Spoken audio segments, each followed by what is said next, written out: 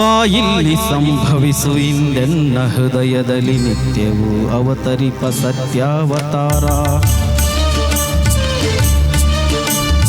ಬಾಯಿಲ್ಲಿ ಸಂಭವಿಸು ಇಂದೆನ್ನ ಹೃದಯದಲ್ಲಿ ನಿತ್ಯವೂ ಅವತರಿಪ ಸತ್ಯಾವತಾರ. ಮಣ್ಣಾಗಿ ಮರವಾಗಿ ಮಿಗವಾಗಿ ಖಗವಾಗಿ, ಮಣ್ಣಾಗಿ ಮರವಾಗಿ ನಿಗವಾಗಿ ಖಗವಾಗಿ ಭವಭವಿಸಿ ಭವಿಸಿ ಹೇ ಭವವಿದೂರ. ನಿತ್ಯವೂ ಅವತರಿಪ ಸತ್ಯಾವತಾರ, ನಿತ್ಯವೂ ಅವತರಿಪ ಸತ್ಯಾವತಾರ. ಬಾಯಿಲ್ಲಿ ಸಂಭವಿಸು ಇಂದೆನ್ನ ಹೃದಯದಲ್ಲಿ ನಿತ್ಯವೂ ಅವತರಿಪ ಸತ್ಯಾವತಾರ. ಬಾಯಿಲ್ಲಿ ಸಂಭವಿಸು ಇಂದೆನ್ನ ಹೃದಯದಲ್ಲಿ ನಿತ್ಯವೂ ಅವತರಿಪ ಸತ್ಯಾವತಾರ.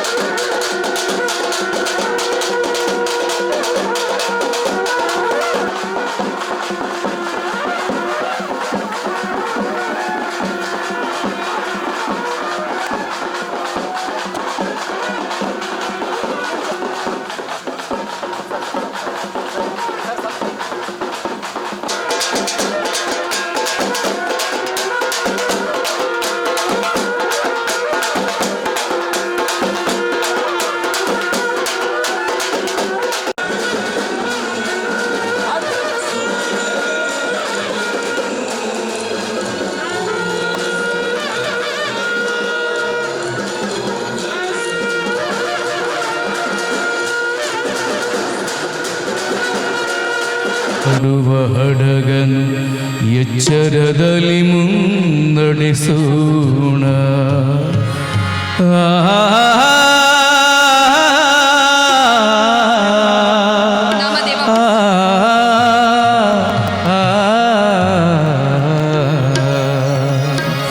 ಸುತ್ತಲೂ ಕವಿಯುವ ಕತ್ತಲೆಯೊಳಗೆ ಪ್ರೀತಿಯ ಹಣತೆಯ ಹಚ್ಚೋಣ. ಸುತ್ತಲೂ ಕವಿಯುವ ಕತ್ತಲೆಯೊಳಗೆ ಪ್ರೀತಿಯ ಹಣತೆಯ ಹಚ್ಚೋಣ. ಬಿರುಗಾಳಿಗೆ ಹೊಯ್ದಾಡುವ ಹಡಗನು ಎಚ್ಚರದಲ್ಲಿ ಮುನ್ನಡೆಸೋಣ. ಬಿರುಗಾಳಿಗೆ ಹೊಯ್ದಾಡುವ ಹಡಗನು ಎಚ್ಚರದಲ್ಲಿ ಮುನ್ನಡೆಸೋಣ. ಸುತ್ತಲೂ ಕವಿಯುವ ಕತ್ತಲೆಯೊಳಗೆ ಪ್ರೀತಿಯ ಹಣತೆಯ ಹಚ್ಚೋಣ. ಪ್ರೀತಿಯ ಹಣತೆಯ ಹಚ್ಚೋಣ. ಪ್ರೀತಿಯ ಹಣತೆಯ ಹಚ್ಚೋಣ.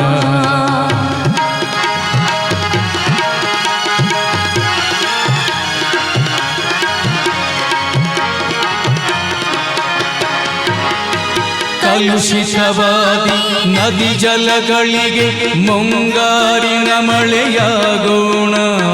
ಕಲುಷಿತವಾದಿ ನದಿ ಜಲಗಳಿಗೆ ಮುಂಗಾರಿನ ಮಳೆಯಾಗೋಣ. ಬರಡಾಗಿರುವಿ ಕಾಡು ಮೇಡುಗಳ ವಸಂತವಾಗುತ್ತ ಮುಟ್ಟೋಣ. ಬರಡಾಗಿರುವಿ ಕಾಡು ಮೇಡುಗಳ ವಸಂತವಾಗುತ್ತ ಮುಟ್ಟೋಣ. ಸುತ್ತಲೂ ಕವಿಯುವ ಕತ್ತಲೆಯೊಳಗೆ ಪ್ರೀತಿಯ ಹಣತೆಯ ಹಚ್ಚೋಣ. ಪ್ರೀತಿಯ ಹಣತೆಯ ಹಚ್ಚೋಣ. ಪ್ರೀತಿಯ ಹಣತೆಯ ಹಚ್ಚೋಣ. ದತ್ತಿನಿಧಿ ಪ್ರಶಸ್ತಿ ಪ್ರದಾನ ಸಮಾರಂಭ ಇನ್ನೇನು ಕೆಲವೇ ಹೊತ್ತಿನಲ್ಲಿ ಈ ಕಾರ್ಯಕ್ರಮ ಪ್ರಾರಂಭವಾಗಲಿದೆ. ಈ ಕಾರ್ಯಕ್ರಮದ ಪ್ರಾರಂಭಕ್ಕೂ ಮೊದಲು ಗಣ್ಯಮಾನ್ಯರನ್ನ ವೇದಿಕೆಗೆ ಆಹ್ವಾನಿಸುವಂತಹ ಸಂದರ್ಭ ಆಗಿದೆ. ಅದು ನಮ್ಮ ಜವಾಬ್ದಾರಿ ಕೂಡ ಹೌದು. ನಾವು ಉಸಿರಾಡುವ ಗಾಳಿ, ನೆಲ ಎಲ್ಲವೂ ಕೂಡ ಕನ್ನಡ ತಾಯಿ ನಮಗಾಗಿ ನೀಡಿದ ಭಿಕ್ಷೆಯೇ ಸರಿ. ಅಂತಹ ತಾಯಿಗೆ ಈ ಕಾರ್ಯಕ್ರಮದ ಮೂಲಕ ಮೊದಲಿಗೆ ಗೌರವಿಸೋಣ ನಾಡಗೀತೆಯೊಂದಿಗೆ. ದಯವಿಟ್ಟು ಎಲ್ಲರೂ ಎದ್ದು ನಿಲ್ಲುವ. ಜಾತೆ ಜಯ ಹೇ ಕರ್ನಾಟಕ ಮಾತೆ, ಜಯ ಸುಂದರ ನದಿವನಗಳ ನಾಡೆ, ಜಯ ಹೇ ರಸ ಋಷಿಗಳ ಬೀಡೆ. ಭೂದೇವಿಯ ಮಕುಟದ ನವಮಣಿಯೇ ಗಂಧದ ಚಂದದ ಹೊನ್ನಿನ ಗಣಿಯೇ ರಾಘವ ಮಧುಸೂದನರವತರಿಸಿದ ಭಾರತ ಜನನಿಯ ತನುಜಾತೆ ಜನನಿಯ ಜೋಗುಳ ವೇದದ ಘೋಷ ಜನನಿಗೆ ಜೀವವು ನಿನ್ನಾವೇಶ ಹಸುರಿನ ಗಿರಿಗಳ ಸಾಲೆ ನಿನ್ನಯ ಕೊರಳಿನ ಮಾಲೆ ಕಪಿಲ ಪತಂಜಲ ಗೌತಮ ಜಿನನುತ ಭಾರತ ಜನನಿಯ ತನುಜಾತೆ ಶಂಕರ ರಮನುಜ ವಿದ್ಯಾರಣ್ಯ ಬಸವೇಶ್ವರ ಮಧ್ವರ ದಿವ್ಯಾರಣ್ಯ ರನ್ನ ಷಡಕ್ಷರಿ ಪೊನ್ನ ಪಂಪಲ ಕುಮಿಪತಿ ಜನ್ನ ಕುಮಾರ ವ್ಯಾಸರ ಮಂಗಳಧಾಮ ಕವಿ ಕೋಗಿಲೆಗಳ ಪುಣ್ಯಾರಾಮ ನಾನಕ ರಾಮಾನಂದ ಕಬೀರರ ಭಾರತ ಜನನಿಯ ತನುಜಾತೆ ತೈಲಪ ವೈಸಳರಾಳಿದ ನಾಡೆ ಡಂಕಣ ಜಗಣರ ನೆಚ್ಚಿನ ಬೀಡೆ ಕೃಷ್ಣ ಶರಾವತಿ ತುಂಗ ಕಾವೇರಿಯವರ ರಂಗ ಚೈತನ್ಯ ಪರಮಹಂಸ ವಿವೇಕರ ಭಾರತ ಜನನಿಯ ತನುಜಾತೆ ಸರ್ವ ಜನಾಂಗದ ಶಾಂತಿಯ ತೋಟ ರಸಿಕರ ಕಂಗಳ ಸೆಳೆಯುವ ನೋಟ ಹಿಂದೂ ಕ್ರೈಸ್ತ ಮುಸಲ್ಮಾನ ಪಾರಸಿಕ ಜೈನರು ಧ್ಯಾನ ಜನಕನ ಹೋಲುವ ದೊರೆಗಳ ಧಾಮ ಗಾಯಕ ವೈಣಿಕರ ರಾಮ ಕನ್ನಡ ನುಡಿ ಕುಣಿದಾಡುವ ಗೇಹ ಕನ್ನಡ ತಾಯಿಯ ಮಕ್ಕಳ ದೇಹ ಭಾರತ ಜನನಿಯ ತನುಜಾತೆ ಜಯ ಹೇ ಕರ್ನಾಟಕ ಮಾತೆ ಜಯ ಹೇ ಕರ್ನಾಟಕ ಮಾತೆ ಜಯ ಹೇ ಕರ್ನಾಟಕ ಮಾತೆ. ಒಂದು ಕಾರ್ಯಕ್ರಮದ ಆಯೋಜನೆಗೆ ಪರೋಕ್ಷವಾಗಿ ಪ್ರತ್ಯಕ್ಷವಾಗಿ ಸಹಕರಿಸುವಂಥ ಸಮಸ್ತ ಪತ್ರಕರ್ತರು ಹಾಗೂ ಸಾಹಿತಿಗಳು ಹೋರಾಟಗಾರರು ಎಲ್ಲರಿಗೂ ಕೂಡ ಆರ್ಥಿಕವಾಗಿ ಸ್ವಾಗತವನ್ನು ಬಯಸುತ್ತಾ ಈ ಒಂದು ಕಾರ್ಯಕ್ರಮದ ಯಶಸ್ಸಿಗೆ ಸಾಗಿಸುವಂಥ ಪ್ರತಿಯೊಬ್ಬರಿಗೂ ಕೂಡ ಹೃತ್ಪೂರ್ವಕವಾದಂತಹ ಸ್ವಾಗತವನ್ನು ಕೋರ್ತಿದ್ದೇನೆ. ಮುಂದಿನ ಈ ಕಾರ್ಯಕ್ರಮವನ್ನು ವಿದ್ಯುಕ್ತವಾಗಿ ಉದ್ಘಾಟಿಸಲಿದ್ದಾರೆ ಖ್ಯಾತ ಪತ್ರಕರ್ತರಾಗಿರುವಂತಹ ಪಿ ಸಾಯಿನಾಥ್ ಸರ್ ಅವರು, ಮ್ಯಾಗಝಿನ್ಸ್ ಪುರಸ್ಕೃತರು. ನಮ್ಮ ಸಂಸ್ಕೃತಿ, ನಮ್ಮ ನೆಲ, ನಮ್ಮ ಜಲ, ನಮ್ಮ ಜನಪದ ಇರುವಂಥ ಕಾರ್ಯಕ್ರಮಕ್ಕೆ ಚಾಲನೆಯನ್ನು ನೀಡ್ತಿದ್ದಾರೆ.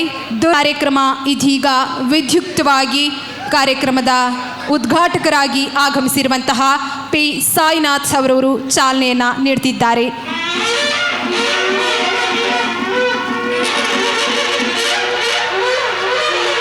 ಮೂಲಕ ಸಹಕರಿಸಬೇಕಾ ಕೇಳ್ಕೊಳ್ತಿದ್ದೇನೆ. ಚಪ್ಪಾಳೆ ಮೂಲಕ ಸಹಕರಿಸಬೇಕಾ ಕೇಳ್ಕೊಳ್ತಿದ್ದೇನೆ. ಈ ಕಾರ್ಯಕ್ರಮ ಇದೀಗ ವಿದ್ಯುಕ್ತವಾಗಿ ಚಾಲನೆಯನ್ನು ನೀಡ್ತಿದ್ದಾರೆ. ನಮ್ಮ ನಾಡಿನ ಸೊಗಡಿನ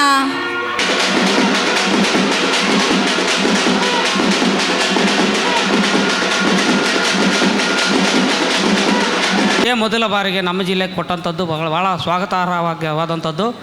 ಇಂಥ ಒಂದು ಕಾರ್ಯಕ್ರಮದಲ್ಲಿ ನಮ್ಮ ಕರ್ನಾಟಕ ಕಾರ್ಯನಿರತ ಪತ್ರಕರ್ತರ ಸಂಘದ ರಾಜ್ಯಾಧ್ಯಕ್ಷರು, ಪ್ರಧಾನ ಕಾರ್ಯದರ್ಶಿಗಳು ನಮ್ಮ ಜೊತೆಗೆ ಸಾಕಷ್ಟು ಅವಕಾಶಗಳನ್ನು ಕೊಡಬೇಕನ್ನೋಂಥ ಪ್ರಯತ್ನದಲ್ಲಿದ್ದರು. ಅದು ಈ ಸಾರಿ ನಮಗೆ ದತ್ತಿನಿಧಿ ಪ್ರಶಸ್ತಿ ಪ್ರದಾನ ಸಮಾರಂಭ ಕೊಟ್ಟು ನಮ್ಮ ಜಿಲ್ಲೆಯ ಒಂದು ಸಂಭ್ರಮಕ್ಕೆ ಕಾರಣ ಆಗಿದೆ. ಈ ಒಂದು ಕಾರ್ಯಕ್ರಮಕ್ಕೆ ವಿಶೇಷವಾಗಿ ಪಿ ಸಾಯಿನಾಥ್ ಸರ್ ಅವರ ಭಾಷಣವನ್ನು ಕೇಳಲಿಕ್ಕೆ ಬೇರೆ ಬೇರೆ ಊರುಗಳಿಂದ ಜನರು ಹೋಗ್ತಾರೆ. ಅವರು ಬಂದರೆ ಅಂಥ ಒಂದು ಅವಕಾಶವನ್ನು ನಮ್ಮ ಜಿಲ್ಲೆಯ ಜನರಿಗೆ ಈ ಒಂದು ಸಂದರ್ಭದಲ್ಲಿ ಅವಕಾಶ ಕೊಟ್ಟಂಥದ್ದು ಭಾಳ ಸಂತೋಷದ ವಿಚಾರ. ಮತ್ತು ಈ ಎಲ್ಲ ಅವಕಾಶಗಳನ್ನು ನಮಗೆ ಮಾಡಿಕೊಟ್ಟಂಥ ರಾಜ್ಯ ಘಟಕ ಎಲ್ಲ ಅಧ್ಯಕ್ಷರು, ಪ್ರಧಾನ ಕಾರ್ಯದರ್ಶಿಗಳು ಅವರೆಲ್ಲರಿಗೂ ಕೂಡ, ಮತ್ತು ನಮ್ಮ ಈ ಸುಂದರವಾದಂಥ ಕಾರ್ಯಕ್ರಮ ಆಯೋಜನೆ ಮಾಡಲಿಕ್ಕೆ ಇವತ್ತು ವಿಶೇಷವಾಗಿ ಈ ಒಂದು ವೇದಿಕೆಗೆ ನಾವೆಲ್ಲರೂ ಕೂಡ ಇವತ್ತು ಬಂದಿದ್ದೀವಿ ಅಂದರೆ ಅದರಿಂದ ಸಾಕಷ್ಟು ಜನರ, ನಮ್ಮ ಹಿರಿಯ ಪತ್ರಕರ್ತರು, ಪದಾಧಿಕಾರಿಗಳು ಎಲ್ಲರ ಶ್ರಮ ಇದೆ. ಅದರಲ್ಲೂ ವಿಶೇಷವಾಗಿ ಈ ಒಂದು ಸಾಯಿನಾಥ್ ಸರ್ ಕರೆಸ್ಬೇಕು ಅನ್ನೋಂಥ ಒಂದು ಈ ಕಾನ್ಸೆಪ್ಟನ್ನು ನಮ್ಮ ಚಣ್ಮುಖಪ್ಪ ಸರು, ಎಂಜಾರಪ್ಪ ಮತ್ತು ಅವಳಪತಿ ಮತ್ತು ವಿನಾಯಕ ದೊಡ್ಡನಾಳು, ರಾಜು ಇವರೆಲ್ಲರೂ ಕೂಡ ಅವ್ರನ್ನ ಕರೆಸಲೇಬೇಕು ಅನ್ನೋಂಥ ಒಂದು ಪ್ರಸ್ತಾಪವನ್ನು ಇಟ್ಟಾಗ ನಾವು ರಾಜ್ಯಾಧ್ಯಕ್ಷರಿಗೆ ಹೇಳಿದ್ವಿ. ಆಲ್ರೆಡಿ ಒಂದು ದಿನಾಂಕವನ್ನು ಕೊಟ್ಟಿದ್ರು ಅವರು.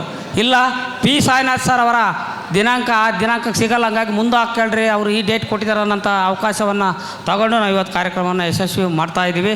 ಅದಕ್ಕೆಲ್ಲರಿಗೂ ಕೂಡ ಸ್ವಾಗತವನ್ನು ನಾನು ಎಲ್ರಿಗೂ ಕೂಡ ಮತ್ತೊಮ್ಮೆ ಸ್ವಾಗತವನ್ನು ಕೋರ್ತಾ, ನಮ್ಮ ಸಂಘ ಹೊಸದಾಗಿ ಎಲ್ಲರೂ ಕೂಡ ವರ್ಕಿಂಗ್ ಜರ್ನಲಿಸ್ಟ್ ಆಯ್ಕೆ ಆದಾಗ ಹೊಸ ಬದಲಾವಣೆಯೊಂದಿಗೆ ಅನ್ನೋಂಥ ಒಂದು ಟ್ಯಾಗ್ಲೈನ್ನಲ್ಲಿ ನಾವು ಅಧಿಕಾರ ಸ್ವೀಕಾರ ಮಾಡಿದ್ವಿ. ಅಂಥ ಸಂದರ್ಭದಲ್ಲಿ ಸಾಕಷ್ಟು ಜನ ಕೂಡ ನಮ್ಮ ಬೆನ್ನನ್ನು ತಟ್ಟಿದ್ರು. ಅದೇ ರೀತಿಯಲ್ಲಿ ಕೂಡ ಆರಂಭದಲ್ಲಿ ಆರೋಗ್ಯ ಶಿಬಿರಗಳನ್ನು ಆಯೋಜಿಸುವ ಮೂಲಕ ಮತ್ತು ಕೋವಿಡ್ನಲ್ಲಿ ಸಂಕಷ್ಟಕ್ಕೊಳಗಿದ್ದು ಸತ್ತಂಥವ್ರಿಗೆ ಸರ್ಕಾರದ ನೆರವನ್ನು KWJ ಮೂಲಕ ಕೊಡಿಸೋದ್ರ ಜೊತೆಗೆ CM ಪರಿಹಾರ ನಿಧಿ ಕೊಡಿಸೋದ್ರ ಜೊತೆಗೆ ಮತ್ತು ವಿಶೇಷವಾಗಿ ರಾಜ್ಯದಲ್ಲೇ ಕೂಡ ಅಂತರ್ಜಿಲ್ಲಾ ಕ್ರಿಕೆಟ್ ಟೂರ್ನಮೆಂಟನ್ನು ಆಯೋಜನೆ ಮಾಡೋದ್ರ ಮೂಲಕ ಕೋವಿಡ್ನಲ್ಲಿ ಸತ್ತಂಥ ಇಬ್ಬರು ಕುಟುಂಬ ಕ್ಯಾಮ್ರಾಮನ್ಗಳು ಇಬ್ಬರು ಸತ್ತೋಗಿದ್ದು ಕೋವಿಡ್ ಡ್ಯೂಟಿ ಮಾಡೋ ಸಂದರ್ಭದಲ್ಲಿ, ಅಂಥವ್ರಿಗೆ 1 ಲಕ್ಷ ರೂಪಾಯಿ ದೇಣಿಗೆಯನ್ನು ಕೊಡೋಂಥ ಕೆಲಸ ನಮ್ಮ ಸಂಘ ಇದುವರೆಗೂ ಮಾಡ್ತಾ ಬಂದಿದೆ. ಅದ್ರ ಜೊತೆಗೆ ವಿಶೇಷವಾದಂಥ ಸೆಮಿನಾರ್ಗಳನ್ನು ಮಾಡ್ತಾ ಬಂದಿದೆ. ಮೊನ್ನೆ ಇತ್ತೀಚೆಗೆ ನೀವೇ ನೋಡಿದಿರಿ, ಮೊನ್ನೆ ಲಂಕೇಶ್ ಅವ್ರ ಕಾರ್ಯಕ್ರಮ ಇರ್ಬೋದು, ಮೊನ್ನೆ ಸಂವಾದ ಚುನಾವಣೆಗೆ ಸಂಬಂಧ ವಿಶೇಷವಾದ ಸಂವಾದ ಇರ್ಬೋದು, ಎಲ್ಲವನ್ನೂ ಕೂಡ ಮಾಡ್ತಾ ಬಂದಿದ್ದು. ಜೊತೆಗೆ ಎಲ್ಲ ಸ್ನೇಹಿತರು ಕೂಡ ಅನಾರೋಗ್ಯಕ್ಕೀಡಾದಾಗ ಅವರನ್ನು ಮತ್ತು ವಿತರಕರಿಗೂ ಕೂಡ ಒಂದು ಆರೋಗ್ಯ ಶಿಬಿರವನ್ನು ಏರ್ಪಡಿಸೋದ್ರ ಮೂಲಕ ನಾವು ಒಳ್ಳೆಯ ಕಾರ್ಯಗಳನ್ನು ಮಾಡ್ತಾ ಬಂದಿದ್ವಿ. ಮುಂದೇನೂ ಕೂಡ ನಮ್ಮ ಏನು ಈಗಿನ ಸಮಿತಿ ಎಲ್ಲವನ್ನೂ ಕೂಡ ಮಾಡ್ತಾ ಹೋಗ್ತದೆ. ಅದಕ್ಕೆ ನಮ್ಮ ಬೆನ್ನೆಲುಬಾಗಿ ನಮ್ಮ ರಾಜ್ಯಾಧ್ಯಕ್ಷ ಶಿವಾನಂದ ತಗಲೂರು ಸಾರು, GC ಲೋಕೇಶ್ ಸರ್, ಅವರು ನಮ್ಮ ಜಿಲ್ಲೆಯ ಅವಿಭಾಜಿತ ಜಿಲ್ಲೆಯ ನಮ್ಮವರೇ ಅವರು. ಯಾಕಂದರೆ ಅವಾಗ ದಾವಣಗೆರೆ ಜಿಲ್ಲೆ ಆಗಿರಲಿಲ್ಲ, ಅವಾಗಲೂ ಕೂಡ ಅವರು ಪತ್ರಕರ್ತರಾಗಿದ್ದರು. ಅದರ ಶಿವಾನಂದ ತಗಲೂರು ಸರ್ ವಿಶೇಷವಾಗಿ ನಮ್ಮ ಊರಿನ ನೆಂಟರು ಅವರು. ಇಲ್ಲೇ ನಮ್ಮ ಹೊಳಲ್ಕೆರೆ ತಾಲೂಕಿನ ಗಡಿ ಭಾಗದಲ್ಲಿ ಅವರು ಇಲ್ಲಿ ಮದುವೆ ಆಗಿದ್ದಾರೆ. ಹಂಗಾಗಿ ಇವರಿಬ್ಬರು ಕೂಡ ವಿಶೇಷವಾದಂಥ ಬೆಂಬಲವನ್ನು ನಮ್ಮ ಜಿಲ್ಲೆಗೆ ಕೊಡ್ತಾ ಇರೋದ್ರಿಂದ ಮುಂದೆ ಇನ್ನೂ ಅನೇಕ ಕಾರ್ಯಕ್ರಮಗಳನ್ನು ನಾವೆಲ್ಲ ಮಾಡ್ತೀವಿ ಅನ್ನೋಂಥ ಮಾತನ್ನು ನಿಮಗೆ ತಿಳಿಸ್ತಾ, ಈ ಎಲ್ರಿಗೂ ಕೂಡ ನಮ್ಮ ಸಂಘ ಯಾವತ್ತೂ ಕೂಡ ಉತ್ತಮ ಕಾರ್ಯಗಳಲ್ಲೇ ಹೋಗ್ತೀವಿ ಅನ್ನೋಂಥ ಮತ್ತೊಮ್ಮೆ ನಿಮ್ಮ ಹೇಳ್ತಾ, ವೇದಿಕೆ ಮೇಲೆ ಇರ್ತಕ್ಕಂಥ ಎಲ್ರಿಗೂ ಕೂಡ ನಾನು ಮತ್ತೊಮ್ಮೆ ಪ್ರಶಸ್ತಿ ಪುರಸ್ಕೃತರು ನಮ್ಮ KWJ ಪದಾಧಿಕಾರಿಗಳು ಮತ್ತು ವಿಶೇಷವಾಗಿ ಹೇಳ್ಬೇಕಂದ್ರೆ ಲಿಂಗಾರೆಡ್ಡಿ ಸರ್ ಅವರನ್ನು ನಾವು ಮರೆತರೆ ಇವತ್ತಿನ ಈ ಕಾರ್ಯಕ್ರಮಕ್ಕೆ ಅರ್ಥನೇ ಇರೋದಿಲ್ಲ. ಬಂದು ಸುಮ್ಮನೆ ನಮ್ಮ ಷಣ್ಮುಖಪ್ಪ ಸರ್ ಫೋನ್ ಮಾಡಿದ ತಕ್ಷಣ ಹೇಳಿದರು, ಆಯ್ತು ಬರ್ರಪ್ಪ ಮಾಡ್ಕೊಂಡು ಹೋಗ್ರಿ, ನಾನು ಆಫೀಸಲ್ಲಿದ್ದೀನಿ ಅಂತ. ನಮಗೋಸ್ಕರ 1.5 ಗಂಟೆ ಕಾದಿದ್ದಾರೆ. ನಾವು ಯಾವುದೋ ಸುದ್ದಿಗೆ ಹೋಗಿದ್ವಿ, ಷಣ್ಮುಖಪ್ಪ ಸರೇ ನಿಮ್ಗೆ ಟೈಮ್ ಸೆನ್ಸ್ ಇಲ್ವೇನ್ರೆ ನಿಮ್ಗಂತ ನಮ್ಮನ್ನೆಲ್ಲನೂ ಕೂಡ ಅನ್ನೋದ್ರ ಮೂಲಕ ಈ ಕಾರ್ಯಕ್ರಮ ಅವ್ರು ಹೇಳಿದ್ರು, ನೀವೇನೇನು ಮಾಡಬೇಡ್ರಿ, ಸುಮ್ಮನೆ ಬಂದು ಕಾರ್ಯಕ್ರಮ ಮಾಡ್ಕೊಂಡು ಹೋಗಿರೋಂಥ ಒಂದು ಭರವಸೆನ ನಮಗೆ ಕೊಟ್ಟರು. ಆ ಒಂದು ಭರವಸೆಯೊಂದಿಗೆ ಇವತ್ತು ಒಂದು ಸುಂದರವಾದಂಥ ಅದ್ಭುತವಾದಂಥ ಆಡಿಟೋರಿಯಂನಲ್ಲಿ ನಾವು ಕಾರ್ಯಕ್ರಮ ಮಾಡಲಿಕ್ಕೆ ಅವಕಾಶ ಆಗಿದೆ. ಇಡೀ ನಮ್ಮ ರಾಜ್ಯ ಸಂಘ ಮತ್ತು ಜಿಲ್ಲಾ ಸಂಘ ವಿಶೇಷವಾಗಿ ಅವ್ರಿಗೆ ಅಭಾರಿಯಾಗಿ ನಾವು ಮತ್ತೊಮ್ಮೆ ಅವ್ರಿಗೆ ಸ್ವಾಗತ ಮತ್ತು ಧನ್ಯವಾದ ತಿಳಿಸ್ತಾ ನಾನು 2 ಮಾತನ್ನು ಮುಗಿಸ್ತೀನಿ. ಜೈ ಹಿಂದ್, ಜೈ ಕರ್ನಾಟಕ. ಜಿಲ್ಲೆಯ ಕಾರ್ಯಕ್ರಮ ಉದಾಹರಣೆಯಾಗಬೇಕೆಂದು ತಮ್ಮ ಮುಂದಾಳತ್ವದಲ್ಲಿ ಅದ್ಭುತವಾಗಿ ಈ ಕಾರ್ಯಕ್ರಮವನ್ನು ಯಶಸ್ವಿಯಾಗಿ ನಡೆಸಿಕೊಟ್ಟಿದ್ದಾರೆ. ಹಾಗೆ ನಮ್ಮ ಜಿಲ್ಲೆಯ ನಮ್ಮ ಪಕ್ಕದ ತಾಲೂಕು ಹೊಳಲ್ಕೆರೆಯ ಒಂದು ನೆಂಟಸ್ತಿಕೆ ಅವರಿಗಿದೆ. ನಮ್ಮ ನೆಲದ ಎಲ್ಲ ಸಂಸ್ಕೃತಿ ಸಂಸ್ಕಾರ ಇದೆ. ಅದರ ಋಣಿಯಾಗಿ ಪತ್ರಕರ್ತರಿಗಾಗಿ ಅವರು ಹಗಲಿರುಳು ಶ್ರಮಿಸುತ್ತಾ ಅಧ್ಯಕ್ಷ ಸ್ಥಾನಕ್ಕೆ ತನ್ನದೇ ಆದ ಅದ್ಭುತ ಕೊಡುಗೆಯನ್ನು ನೀಡಿ ಪ್ರತಿಯೊಬ್ಬರ ಪತ್ರಕರ್ತರ ಮನಸ್ಸಿನಲ್ಲಿ ಅಚ್ಚಳಿಯದಂತೆ ಉಳಿದಿರುವಂತಹ ಶಿವಾನಂದ ತಗಡೂರು ಸರ್ ಈ ವೇದಿಕೆ ಕುರಿತು ಪ್ರಾಸ್ತಾವಿಕವಾಗಿ ಯಾಕೆ ಈ ಕಾರ್ಯಕ್ರಮ ಇಂದು ಆಯೋಜನೆ ಆಯಿತು, ಇದರ ಉದ್ದೇಶ ಏನು, ಇದರ ರಚನೆ ಹೇಗಾಯಿತು, ಇದರಿಂದ ಪತ್ರಕರ್ತರಿಗಾಗುವಂತಹ ಲಾಭಗಳೇನು ಎಲ್ಲವನ್ನ ಕುರಿತು ಮಾತನಾಡಲಿಕ್ಕೆ ವೇದಿಕೆಗೆ ಆಹ್ವಾನಿಸ್ತಾ ಇದ್ದೇನೆ. ದಯವಿಟ್ಟು ಸರ್ ತಮ್ಮ ಮಾತುಗಳಿಗಾಗಿ ನಿರೀಕ್ಷಿಸ್ತಾ ಇದ್ದೇವೆ. ಪತ್ರಕರ್ತರ ಸಂಘದ ಎಲ್ಲ ಜಿಲ್ಲೆಗಳಿಂದ, ಎಲ್ಲ ತಾಲೂಕುಗಳಿಂದ, ಈ ನಾಡಿನ ಮೂಲೆ ಮೂಲೆಗಳಿಂದ ಬಂದಿರುವಂಥ ಎಲ್ಲ ಆತ್ಮೀಯ ಪತ್ರಕರ್ತ ಬಾಂಧವರನ್ನು ಎಲ್ಲರನ್ನು ಕೂಡ ಈ ಸಂದರ್ಭದಲ್ಲಿ ಸ್ವಾಗತ ಮಾಡಿಕೊಳ್ತಾ, ವಿಶೇಷವಾಗಿ ಕೋಟೆ ನಾಡಿನಲ್ಲಿ, ಓಬವ್ವನ ನಾಡಿನಲ್ಲಿ, ಮದಕರಿ ನಾಡಿನಲ್ಲಿ ಇವತ್ತು ಏನು ನಮ್ಮ ಕಾರ್ಯಕ್ರಮವನ್ನು ನಾವು ಮಾಡ್ತಾಯಿದ್ದೀವಿ, KWJ ದತ್ತಿ ನಿಧಿ ರಾಜ್ಯ ಮಟ್ಟದ ಕಾರ್ಯಕ್ರಮ. ಈ ಕಾರ್ಯಕ್ರಮಕ್ಕೆ ನಮ್ಮೆಲ್ಲರ ಹೈಕಾನ್, ಬಹುಶಃ ನಮ್ಮ ಕನ್ನಡ ನಾಡು ಅಷ್ಟೇ ಅಲ್ಲ, ಇಡೀ ದೇಶ ಹೆಮ್ಮೆ ಪಡುವಂಥ ರೀತಿಯಲ್ಲಿ ತಮ್ಮದೇ ಆದಂಥ ವ್ಯಕ್ತಿತ್ವವನ್ನು ಕಟ್ಕೊಂಡಂಥ ಒಬ್ಬ ಪತ್ರಿಕೋದ್ಯಮಕ್ಕೆ ಒಂದು ಹೊಸ ಭಾಷ್ಯವನ್ನು ಬರೆದಂಥ, ಗ್ರಾಮೀಣ ಪತ್ರಿಕಾ ವರದಿಗಾರಿಕೆ ಹೇಗಿರಬೇಕು, ರೈತರ ಆತ್ಮಹತ್ಯೆಗಳ ಆದ ಸಂದರ್ಭದಲ್ಲಿ ಅವರ ಮನೆಗಳಿಗೆ ಹೋಗಿ ಏನಾಗಿದೆ ಅಂತೇಳಿ ನೋಡಿ ವಾಸ್ತವ ಚಿತ್ರಣಗಳನ್ನು ಕಟ್ಟಿಕೊಡುವ ಮೂಲಕ ಆಳುವ ವರ್ಗವನ್ನು, ಸರ್ಕಾರವನ್ನು ಗಮನ ಸೆಳೆಯುವ ಮೂಲಕ ಈ ನಾಡಿನ ಈ ದೇಶದ ಒಬ್ಬ ಪತ್ರಕರ್ತನಾಗಿ ಭಾಳ ಎತ್ತರದ ಸ್ಥಾನದಲ್ಲಿ ನಿಂತಂಥವರು ಮ್ಯಾಗ್ಸೆಸೆ ಅವಾರ್ಡಿ ನಮ್ಮ ಪಿ ಸಾಯಿನಾಥ್ ಅವರು. ಹಾಗಾಗಿ ಅವರಿಗೆ ಆ ಅವಾರ್ಡು ಹುಡಿಕೊಂಡು ಬಂತು. ಒಬ್ಬ ಪತ್ರಕರ್ತ ಯಾವ ರೀತಿಯಲ್ಲಿ ಕೆಲಸ ಮಾಡಲಿಕ್ಕೆ ಸಾಧ್ಯ ಇದೆ ಅನ್ನೋದನ್ನು ಹೊರತಾಗಿ, ಅಂದರೆ ಇಡೀ ಕನ್ನಡ ನಾಡು ಅಷ್ಟೇ ಅಲ್ಲ, ಇಡೀ ದೇಶ ಹೆಮ್ಮೆ ಪಡುವ ರೀತಿಯಲ್ಲಿ ಕೆಲಸ ಮಾಡಿದಂಥವ್ರು ಪಿ ಸಾಯಿನಾಥ್ ಅವರು. ಹಾಗಾಗಿ ಅವರು ಈ ನಮ್ಮ ಕಾರ್ಯಕ್ರಮಕ್ಕೆ ಬಂದಿರುವಂಥದ್ದು ನಮಗೆ, ನಿಮಗೆ, ಎಲ್ಲರಿಗೂ ಕೂಡ ಹೆಮ್ಮೆ ಮತ್ತು ಹಿರಿಮೆ, ಗರಿಮೆ. ಆ ಕಾರಣಕ್ಕೋಸ್ಕರ ನಿಮ್ಮೆಲ್ಲರ ಜೋರು ಚಪ್ಪಾಳೆ ಮೂಲಕ ಅವರಿಗೆ ಮೊದಲಿಗೆ ನಾನು ಸ್ವಾಗತವನ್ನು ಕೋರ್ಕೊಳ್ತೇನೆ. ಇಲ್ಲಿ ನಮ್ಮ ಕಾರ್ಯಕ್ರಮವನ್ನು ಮಾಡುವಂಥ ಸಂದರ್ಭದಲ್ಲಿ ಅನೇಕ ವಿಷಯಗಳು ಬಂತು. ಈಗಷ್ಟೇ ನಮ್ಮ ದಾವಣಗೆರೆಯ ಎಲ್ಲ ಸ್ನೇಹಿತರುಗಳು ಬಂದಿದ್ದಾರೆ. ದಾವಣಗೆರೆಯಲ್ಲಿ ರಾಜ್ಯ ಮಟ್ಟದ ಸಮ್ಮೇಳನವನ್ನು ನಾವು ಮಾಡಿ ಮುಗಿಸುವ ಸಂದರ್ಭದಲ್ಲಿ ಇಲ್ಲಿ ದತ್ತಿನಿಧಿ ಕಾರ್ಯಕ್ರಮವನ್ನು ಮಾಡಬೇಕು ಅಂತೇಳಿ ಆಲೋಚನೆಯನ್ನು ಮಾಡಿದ್ವಿ. ದಾವಣಗೆರೆಯಲ್ಲಿ ಅತ್ಯಂತ ಅರ್ಥಗರ್ಭಿತವಾಗಿ ಭಾಳ ಯಶಸ್ವಿಯಾಗಿ ರಾಜ್ಯ ಸಮ್ಮೇಳನ ನಡೆದ ನಂತರ ನಾವು KWJ ದತ್ತಿನಿಧಿ ಕಾರ್ಯಕ್ರಮವನ್ನು ಇಲ್ಲಿ ಆಯೋಜನೆಯನ್ನು ಮಾಡಬೇಕು ಅಂತೇಳಿ ದಾರಿಯಲ್ಲಿ ಹೋಗುವಾಗ 2-3 ಬಾರಿ ಬಂದು ಇಲ್ಲಿ ನಾವು ಅವರ ಜೊತೆ, ಜಿಲ್ಲಾ ಸಂಘದ ಜೊತೆ ನಾವು ಒಂದು ಎಲ್ಲ ಪೂರ್ವಭಾವಿ ಸಭೆಯನ್ನು ಮಾಡಿ ಹೋದ್ವಿ. ನನಗೆ ಕೊನೆಗೆ ಆತಂಕ ಇತ್ತು, ಇವರು ಮೋಸ್ಟ್ಲಿ ಮಾಡಲಿಕ್ಕಿಲ್ಲ ಅಂತ. ಆ ರೀತಿಯ ಅನೇಕ ವೈರುಧ್ಯಗಳು ಇಲ್ಲಿದ್ದು, ಆದರೆ ನಮ್ಮನ್ನು ಮೆಚ್ಚುವ ರೀತಿಯಲ್ಲಿ ನಾವೆಲ್ಲರೂ ಕೂಡ ಆಶ್ಚರ್ಯ ಆಗುವ ರೀತಿಯಲ್ಲಿ ಅವರು ಸಂಘಟನೆಯಲ್ಲಿ ಸೆಡೆದು ನಿಂತಿದ್ದು ನನಗೆ ನಿಜಕ್ಕೂ ಕೂಡ ಆಶ್ಚರ್ಯ ತಂದಿದೆ. ಎಲ್ಲರೂ ಒಟ್ಟಾಗಿ ಒಂದು ವೇದಿಕೆಯಲ್ಲಿ ನಮ್ಮ ಊರಿನಲ್ಲಿ ಕೊಟ್ಟಿರುವ ಕಾರ್ಯಕ್ರಮ ಯಾವುದೇ ಕಾರಣಕ್ಕಾಗಿ ನಾವು ಬಿಟ್ಟುಕೊಡುವ ಪ್ರಶ್ನೆಯೇ ಇಲ್ಲ. ಇಲ್ಲೆಯೇ ಕಾರ್ಯಕ್ರಮ ಮಾಡ್ತೀವಿ, ನೀವು ದಯಮಾಡಿ ಎಲ್ಲರನ್ನು ಕರ್ಕೊಂಡು ಬರಬೇಕು. ಆದರೆ ಒಂದೇ ಒಂದು ನಮಗೆ ಅವರ ರಿಕ್ವೆಸ್ಟ್ ಇದ್ದದ್ದು ಪಿ ಸಾಯಿನಾಥ್ ಅವ್ರನ್ನೇ ಕರಿಬೇಕು ಈ ಕಾರ್ಯಕ್ರಮಕ್ಕೆ ಅಂತೇಳಿ. ಹಾಗಾಗಿ ಇಲ್ಲಿ ಅಹೋಬಲಪತಿ ಇರ್ಬೋದು, ಷಣ್ಮುಖ ಇರ್ಬೋದು, ಎಂಜಾರಪ್ಪ ಇರ್ಬೋದು, ಇವರು ಮೇನ್ ಪಿಲ್ಲರ್ ಆಗಿ ಕೆಲಸ ಮಾಡಿದಂಥವ್ರು. ನಮ್ಮ ಜಿಲ್ಲಾ ಸಂಘದ ಎಲ್ಲ ಪದಾಧಿಕಾರಿಗಳು, ದಿನೇಶ್ ಗೌಡ್ಗೆರೆ ಮತ್ತು ನಮ್ಮ ಸಿದ್ದರಾಜು ಸೇರಿದಂತೆ ಎಲ್ಲರೂ ಕೂಡ ಈ ಒಂದು ವೇದಿಕೆಯಲ್ಲಿ ನಿಂತು ಈ ಕೆಲಸವನ್ನು ಮಾಡಬೇಕು ಅನ್ನುವಂಥ ನಿಟ್ಟಿನಲ್ಲಿ ಒಂದು ಸಾಂಘಿಕವಾಗಿ, ಸಂಘಟಿತವಾಗಿ ಆ ಕೆಲಸವನ್ನು ಮಾಡಿದಂಥವ್ರು. ಆ ಕಾರಣಕ್ಕಾಗಿ ಇವತ್ತು ನೀವೆಲ್ಲರೂ ನೋಡ್ತಾ ಇದ್ದೀರಿ, ಇಂಥ ಒಂದು ಸಮಾರಂಭಕ್ಕೆ, ಅರ್ಥಪೂರ್ಣ ಸಮಾರಂಭಕ್ಕೆ ನಾವೆಲ್ಲರೂ ಮುಖಾಮುಖಿ ಆಗಲಿಕ್ಕೆ ಕಾರಣಕರ್ತರಾಗಿರುವಂಥವ್ರು ಇಲ್ಲಿ ಜಿಲ್ಲಾ ಸಂಘದ ಎಲ್ಲ ಪದಾಧಿಕಾರಿಗಳು ಮತ್ತು ಎಲ್ಲ ಅನೇಕ ಹಿರಿಯ ಪತ್ರಕರ್ತರು. ಅವರೆಲ್ಲರಿಗೂ ಕೂಡ ಮತ್ತೊಮ್ಮೆ ನಿಮ್ಮ ಜೋರು ಚಪ್ಪಾಳೆ ಮೂಲಕ ಒಂದು ಅಭಿನಂದನೆಗಳನ್ನು ಸಲ್ಲಿಸಲಿಕ್ಕೆ ನಾನು ಬಯಸ್ತೇನೆ.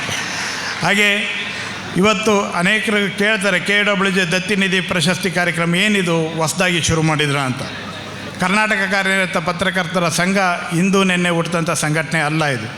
1932ರಲ್ಲಿ DV ಗುಂಡಪ್ಪನವರು, ಮಂಕುತಿಮ್ಮನ ಕಗ್ಗದ ಖ್ಯಾತಿಯ ಗುಂಡಪ್ಪನವರಾದರೂ ಕೂಡ ಅವರು ಹಿರಿಯ ಪತ್ರಕರ್ತರಾಗಿ ಆಗಿನ ಸಂದರ್ಭದಲ್ಲಿ ಈ ಥರದೊಂದು ಪತ್ರಕರ್ತರಿಗೆ ಒಂದು ವೇದಿಕೆ ಬೇಕು ಅಂತೇಳಿ ಹುಟ್ಟಾಕ್ತಂಥವ್ರು. ಬಹುಶಃ ಅವತ್ತು ಹುಟ್ಟಾಕಿದ ಸಂದರ್ಭದಲ್ಲಿ ನಮ್ಮ ಸಂಘಟನೆಗೆ ಒಂದು 5-6 ಜನರು ಅವತ್ತು ಬೆಂಗಳೂರಿನಲ್ಲಿ ಕುಳಿತು ಈ ಮೈಸೂರು ರಾಜ್ಯ ಪತ್ರಕರ್ತರ ಸಂಘ ಅಂತೇಳಿ ಶುರು ಮಾಡಿದಂಥದ್ದು.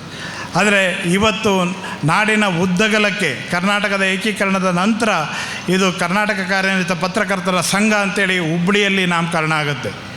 ಅದಾದ ನಂತರ ಇವತ್ತು ನಾಡಿನ ಉದ್ದಗಲಕ್ಕೆ ಎಲ್ಲ ಯಾವುದೇ ಜಿಲ್ಲೆಗೆ ಹೋಗಿ, ಯಾವುದೇ ತಾಲೂಕಿಗೆ ಹೋಗಿ, ಎಲ್ಲ ಕಡೆಯಲ್ಲೂ ಕೂಡ ನಮ್ಮ ಘಟಕಗಳಿದ್ದಾವೆ, ತಾಲೂಕು ಸಂಘದ ಭವನಗಳಿವೆ, ಹಾಗೆ ಜಿಲ್ಲಾ ಸಂಘದ ಭವನಗಳಿವೆ. ಆ ಎತ್ತರಕ್ಕೆ ಇವತ್ತು ಸಂಘಟನೆ ಬೆಳೆದಿದೆ. ಬಹುಶಃ ಅವತ್ತು 5-6 ಜನರು, 7-8 ಜನರು ಹುಟ್ಟಾಕ್ತಂಥ ಸಂಘಟನೆ ಇವತ್ತು ನಾಡಿನ ಉದ್ದಗಲಕ್ಕೆ 8,000ಕ್ಕೂ ಹೆಚ್ಚು ಜನ ಕಾರ್ಯನಿರತ ಪತ್ರಕರ್ತರನ್ನು ಒಳಗೊಂಡಿರುವಂಥ ಬೃಹತ್ತಾದ ಯಾವುದಾದ್ರು ಸಂಘಟನೆ ಇದೆ ದೇಶದಲ್ಲಿ ಅಂದರೆ ಅದು ಕರ್ನಾಟಕ ಕಾರ್ಯನಿರತ ಪತ್ರಕರ್ತರ ಸಂಘ ಮಾತ್ರ.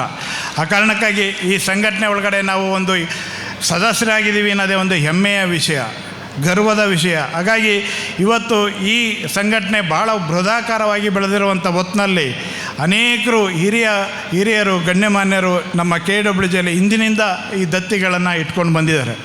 ಕಾರಣ ಏನಂದರೆ, ವೃತ್ತಿ ಜೀವನದಲ್ಲಿ ಸುದೀರ್ಘ ಅವಧಿಗೆ ಕೆಲಸ ಮಾಡಿದಂಥವ್ರನ್ನ ಒಂದು ಬಾರಿ ಅವರು ಬೆನ್ತಟ್ಟಿ ನಾವು ಪ್ರೋತ್ಸಾಹ ಮಾಡಿದರೆ ಸಂಘಟನೆಗೆ ಅರ್ಥ ಇರೋದಿಲ್ಲ. ಆ ಕಾರಣಕ್ಕೋಸ್ಕರ ಅವತ್ತಿನಿಂದ ಇವತ್ತಿನವರೆಗೂ ಅನೇಕರು ಅವರ ಹಿರಿಯರ ಹೆಸರಿನಲ್ಲಿ ಪ್ರಶಸ್ತಿಗಳನ್ನು ಇಟ್ಕೊಂಡು ಬಂದಿದ್ದಾರೆ. ಹಾಗಾಗಿ ನಾವು ರಾಜ್ಯ ಪತ್ರಕರ್ತರ ಸಮ್ಮೇಳನದ ಸಂದರ್ಭದಲ್ಲಿ ನಾವೇ ಆಹ್ವಾನ ಮಾಡಿದಂಥ ಅನೇಕ ಉತ್ತಮವಾದ ಲೇಖನಗಳಿಗೆ, ಉತ್ತಮವಾದ ರಾಜಕೀಯ ವಿಮರ್ಶೆಗಳಿಗೆ, ಉತ್ತಮವಾದ ಆ್ಯಂಕರ್ಗಳಿಗೆ ಅಥವಾ ಉತ್ತಮವಾದ ಕ್ರೈಮ್ ರಿಪೋರ್ಟ್ಗೆ ಹೀಗೆ ನಾವಾಗೇ ಆಹ್ವಾನ ಮಾಡಿದಂಥ ಅನೇಕ ಪ್ರಶಸ್ತಿಗಳನ್ನು ಅಲ್ಲಿ ನಾವು ಕೊಡಮಾಡ್ತೇವೆ. ಆದರೆ ದತ್ತಿನಿಧಿ ಪ್ರಶಸ್ತಿಗೆ ಯಾರ ಅರ್ಜಿಯನ್ನು ನಾವು ಕರೆಯೋದಿಲ್ಲ. ಸಂಘವೇ ಗುರುತಿಸಿ ಅವರಿಗೆ ಕೊಡಮಾಡುವಂಥ ಪ್ರಶಸ್ತಿ ಇದು. ಸಂಘವೇ ಅವರ ಸಾಧನೆಗಳನ್ನು, ಅವರ ಸೇವಾ ಅವಧಿಯನ್ನು ಗುರುತಿಸಿ ಬೆನ್ನು ತಟ್ಟುವಂಥ ಸಂಭ್ರಮ ಇದು. ಈ ಸಂಭ್ರಮಕ್ಕೆ ಸಾಕ್ಷಿಯಾಗುವಂಥ ಕ್ಷಣ ಇದು. ಆ ಕಾರಣಕ್ಕೋಸ್ಕರ ಇಲ್ಲಿರುವಂಥ ವೇದಿಕೆಯಲ್ಲಿರುವಂಥ ಎಲ್ಲ 26 ಜನ ಪ್ರಶಸ್ತಿ ಪುರಸ್ಕೃತರು ಇವತ್ತು ನಮ್ಮ ಈ ವೇದಿಕೆಯಲ್ಲಿ ಇದ್ದಾರೆ. ಯಾರೂ ಕೂಡ ಅವರ ಅರ್ಜಿಯನ್ನು ಹಾಕಿ ನನಗೆ ಪ್ರಶಸ್ತಿ ಕೊಡಿ ಅಂತೇಳಿ ಕೇಳಿದವರಲ್ಲ, ಬೇಡಿದವರಲ್ಲ. ಆದರೆ ಸಂಘವೇ ಅದನ್ನು ಗುರುತಿಸಿ ಅವರಿಗೆ ಕೊಡಮಾಡುವಂಥ ಕೆಲಸವನ್ನು ಇವತ್ತು ಮಾಡ್ತಾಯಿದೆ. ಇವತ್ತು ಬಹುಶಃ ನಮ್ಮ ಸಂವಿಧಾನ ಶಿಲ್ಪಿ ಅಂತೇಳಿ ಕರೆಯುವಂಥ ಡಾಕ್ಟರ್ BR ಅಂಬೇಡ್ಕರ್ ಅವರ ಹೆಸರಿನಲ್ಲಿ ದತ್ತಿನಿಧಿಯನ್ನು ಪ್ರಶಸ್ತಿಯನ್ನು ಸ್ಥಾಪನೆ ಮಾಡಿದರು. ನಮ್ಮ ಬಾಗಲಕೋಟೆ ಸ್ನೇಹಿತರು ವದ್ಲೂರವರು ಇಲ್ಲಿ ಬಂದಿದ್ದಾರೆ ಎಲ್ಲೋ ಗೊತ್ತಿಲ್ಲ, ಒಬ್ಬ ಪತ್ರಕರ್ತ ಅವರು ಆ ಪ್ರಶಸ್ತಿಯನ್ನು ಸ್ಥಾಪನೆ ಮಾಡಿದರು. 2.5 ಲಕ್ಷ ಹಣವನ್ನು ಅದರಲ್ಲಿ ಇಟ್ಟಿದ್ದಾರೆ. ಅವರ ಹೆಸರಿನಲ್ಲಿ ಕೊಡಮಾಡುವಂಥ ಪ್ರಶಸ್ತಿಯನ್ನು ಯಾರಿಗೆ ಕೊಡಬೇಕು ಅಂತೇಳಿ ಪ್ರಶ್ನೆ ಬಂದಾಗ ನಮಗೆ ಯೋಚನೆ ಬಂತು, ಯಾರು ಈ ಪ್ರಶಸ್ತಿಗೆ ಅರ್ಹರು. ಬಹುಶಃ ಆಗಿನ ಕಾಲಘಟ್ಟದಲ್ಲಿ ಮುಂಗಾರು ಪತ್ರಿಕೆಗೆ ಆ ಹುಟ್ಟಿಗೆ ಕಾರಣ ಆದಂಥವ್ರು, ಹಾಗೆ ಇವತ್ತು ವಾರ್ತಾಭಾರತೀಯ ಪತ್ರಿಕೆ ಹುಟ್ಟಿಗೆ ಕಾರಣ ಆದಂಥವರು BM ಬಶೀರ್ ಅವರು. ಅವರ ಹೆಸರನ್ನು ಅನೇಕರು ಸಲಹೆಗಳನ್ನು ಕೊಟ್ಟರು. ಹಾಗಾಗಿ ಇವತ್ತು ಅಂಥ ಗಣ್ಯಮಾನ್ಯರನ್ನು ಈ ವೇದಿಕೆಗೆ ನಾವು ಕರ್ಕೊಂಡು ಬಂದಿದ್ದೇವೆ. ಹಾಗೆ ಸುದೀರ್ಘ ಅವಧಿ ಆಗಲೇ ಮಾತನಾಡ್ತಾ ಹೇಳ್ತಾಯಿದ್ರು, ಹೆಣ್ಮಕ್ಳು ಸುದ್ದಿ ಮನೆಯಲ್ಲಿ ಭಾಳ ಜನ ಇರೋದಿಲ್ಲ, ಬೇಗ ಕಳೆದು ಹೋಗ್ತಾರೆ ಅಂತೇಳಿ, ನಾನಾ ಕಾರಣಕ್ಕಾಗಿ ಕಳೆದು ಹೋಗ್ತಾರೆ ಅಂತ. ಆದರೆ ಒಬ್ಬರು ಹೆಣ್ಮಗಳಾಗಿ ಪ್ರಜಾವಾಣಿ ಅಂತ ಒಂದು ಪತ್ರಿಕೆಯಲ್ಲಿ ಒಬ್ಬರು ಸಂಪಾದಕರಾಗಿ, ಆ ಪತ್ರಿಕೆಯ ವರದಿಗಾರ್ತಿಯಾಗಿ, ಅಂಕಣಗಾರ್ತಿಯಾಗಿ, ಆ ಪತ್ರಿಕೆಯ ಸಂಪಾದಕರಾಗಿ ಕೆಲಸವನ್ನು ಮಾಡಿದಂಥ CJ ಮಂಜುಳಾ ಅವರು ಇವತ್ತು ನಮ್ಮ ವೇದಿಕೆಗೆ ಬಂದಿದ್ದಾರೆ. CRK ಅವರ ಹೆಸರಿನಲ್ಲಿ ಇವತ್ತು ನಾವು ಅವರಿಗೆ ಆ ಪ್ರಶಸ್ತಿಯನ್ನು ಪ್ರದಾನ ಮಾಡ್ತಾಯಿದ್ದೀವಿ. GN ಮೋಹನ್ ಸರ್ ಇಲ್ಲೇ ಇದ್ದಾರೆ. CRK ಅವರು ನಡೆದಾಡುವ ವಿಶ್ವಕೋಶ ಅಂತೇಳಿ ಹೆಸರು ಮಾಡಿದಂಥವ್ರು, ನಮ್ಮ ಸಂಘಟನೆಯ ಕಾರ್ಯದರ್ಶಿಯಾಗಿ ಕೆಲಸ ಮಾಡಿದಂಥವ್ರು. ಬೆಳ್ಳಿ ಹಬ್ಬದ ಸಂದರ್ಭದಲ್ಲಿ ನಮ್ಮ KWJಗೆ ಅವರು ಗಟ್ಟಿಯಾಗಿ ನಿಂತು ಆ ಕಾರ್ಯಕ್ರಮ ನಡೆಸ್ಕೊಂಡಂಥವ್ರು. ಅವರ ಮನೆಗೆ ಹೋಗಿ KWJ ಗೌರವ ಕೊಡುವಂಥ ಕೆಲಸವನ್ನು ಮಾಡಿತ್ತು. ಆದರೆ ಅವರು ಕಾರಣಾಂತರದಿಂದ ಸಾವಾದ ನಂತರ ಅವರ ಮಕ್ಕಳುಗಳು ಎಲ್ಲ ಸೇರಿ ಈ ಪ್ರಶಸ್ತಿಯನ್ನು ಸ್ಥಾಪನೆ ಮಾಡಿದರು. ಹಾಗಾಗಿ ಇಂಥ ಒಂದು ಪ್ರಶಸ್ತಿಯನ್ನು CJ ಮಂಜುಳಾ ಅವರಿಗೆ ಕೊಡಮಾಡುವಂಥ ಕೆಲಸ ಮಾಡ್ತಾಯಿದ್ದೀವಿ. ಹಾಗೆ DV ಗುಂಡಪ್ಪನವರು ನಮ್ಮ ಸಂಘಟನೆಯನ್ನು ಹುಟ್ಟಾಕಿದಂಥವ್ರು. ಕಳೆದ ಬಾರಿ ಮೈಸೂರಿನಲ್ಲಿ ನಡೆದಂಥ ರಾಜ್ಯ ಸಮ್ಮೇಳನದ ದತ್ತಿನಿಧಿ ಕಾರ್ಯಕ್ರಮದಲ್ಲಿ ಈ ಪ್ರಶಸ್ತಿಯನ್ನು ಸುದೀರ್ಘ ಅವಧಿಗೆ ನಮ್ಮ ಸಂಘದ ಮುನ್ನಡೆಸಿದಂಥ BV ಮಲ್ಲಿಕಾರ್ಜುನಯ್ಯನವರಿಗೆ ಈ ಪ್ರಶಸ್ತಿಯನ್ನು ಕೊಟ್ಟಿದ್ವಿ. ಈ ಬಾರಿ ಆ ರೀತಿ ಯೋಚನೆ ಮಾಡುವಾಗ ನಮ್ಮ ಸೈಲೆಂಟಾಗಿ ಅವರು ಯಾವುದೇ ಮಾತುಗಳಿಗೆ, ವಿವಾದಗಳಿಗೆ ಹೋಗದೆ ಅವರ ಪಾಡಿಗೆ ಅವ್ರ ಕೆಲಸವನ್ನು ಮಾಡ್ಕೊಂಡು ಬಂದು ಸಂಘಟನೆಯ ರಾಜ್ಯ ಸಂಘದ ಅಧ್ಯಕ್ಷರಾಗಿ ಚುಕ್ಕಾಣಿಯನ್ನು ಹಿಡಿದು ಕೆಲಸವನ್ನು ಮಾಡಿದಂಥವ್ರು V ವೆಂಕಟೇಶ್ ಅವರು ಇವತ್ತು ನಮ್ಮ ವೇದಿಕೆಯಲ್ಲಿದ್ದಾರೆ. ಅಂಥವರಿಗೆ ಈ ಪ್ರಶಸ್ತಿಯನ್ನು ಕೊಡ್ತಾಯಿದ್ದೀವಿ. ಕಲಬುರಗಿಯವರ ಹೆಸರಿನಲ್ಲಿ ಹುಬ್ಬಳ್ಳಿ ಧಾರವಾಡದವರು ಪ್ರಶಸ್ತಿಯನ್ನು ಇಟ್ಟಿದ್ದಾರೆ. ಅವರು ಕಲಬುರಗಿಯವರ ವಿಚಾರಧಾರೆಗಳ ಮೂಲಕ ಅನೇಕರನ್ನು, ಬಹುಶಃ ಎಲ್ಲರನ್ನ ಪ್ರೇರೇಪಣೆ ಮಾಡಿದಂಥವ್ರು. ವಿಭಿನ್ನ ಆಯಾಮಗಳಲ್ಲಿ ಆಲೋಚನೆಯನ್ನು ಮಾಡಲಿಕ್ಕೆ ಅವರು ನಮಗೆ ಕಾರಣಕರ್ತರಾದಂಥವ್ರು. ಅವರ ಹೆಸರ ಪ್ರಶಸ್ತಿಯನ್ನು ಯಾರಿಗೆ ಕೊಡಬೇಕು ಅನ್ನೋ ಪ್ರಶ್ನೆ ಬಂತು. ಅಂಥ ಸಂದರ್ಭದಲ್ಲಿ ನಮ್ಮ ಸನತ್ ಕುಮಾರ್ ಬೆಳಗಲಿಯವರಿಗೆ ಆ ಪ್ರಶಸ್ತಿಯನ್ನು ಕೊಡಬೇಕು ಅಂತೇಳಿ ಅನೇಕರ ಸಲಹೆ ಬಂತು. ಇವತ್ತು ಅವರ ವಿಚಾರಧಾರೆಯಲ್ಲೇ ನಡೀತಾ ಇರುವಂಥ, ಅವರ ವಿಚಾರಧಾರೆಯಲ್ಲೇ ಲೇಖನಗಳನ್ನು ಬರಿತಾ ಇರುವಂಥ ಸನತ್ ಕುಮಾರ್ ಬೆಳಗಲಿಯವರು ನಮ್ಮ ವೇದಿಕೆಯಲ್ಲಿದ್ದಾರೆ. ಮೋಹನ್ ಹೆಗಡೆ ಅವರು ನಮ್ಮ ವೇದಿಕೆಯಲ್ಲಿದ್ದಾರೆ. ಹೀಗೆ ಅನೇಕ ಡಿಗ್ನಿಟರೀಸು ಇವತ್ತು ಈ ವೇದಿಕೆಯಲ್ಲಿ ಈ ಪ್ರಶಸ್ತಿಗೆ ಭಾಜನರಾದಂಥವರು ಅನೇಕರಿದ್ದಾರೆ. CK ಮಹೇಂದ್ರ ಅವರು ವೇದಿಕೆಯಲ್ಲಿದ್ದಾರೆ. ಮಲ್ಲಿಗೆ ಮಾಚಮ್ಮ ಅವರಿದ್ದಾರೆ. ಒಬ್ಬರು ಹೆಣ್ಮಗಳು ಪತ್ರಿಕೆ ನಡೆಸೋದು ಭಾಳ ಕಷ್ಟ. ಮಲ್ಲೇಶ್ ಅವರು ಸಾವನ್ನಪ್ಪಿದ ಸಂದರ್ಭದಲ್ಲಿ 20 ವರ್ಷಗಳಿಂದ ಒಬ್ಬಳು ಹೆಣ್ಮಗಳು ಒಂದು ಪತ್ರಿಕೆಯನ್ನು ನಡೆಸ್ತಾ ಇದ್ದಾರೆ. ಅವರಿಗೆ ಇವತ್ತು ಪ್ರಶಸ್ತಿಯನ್ನು ಕೊಟ್ಟಿದೆ, ಗೋಪಿಕಾ ಮಲ್ಲೇಶ್ ಅಂತೇಳಿ.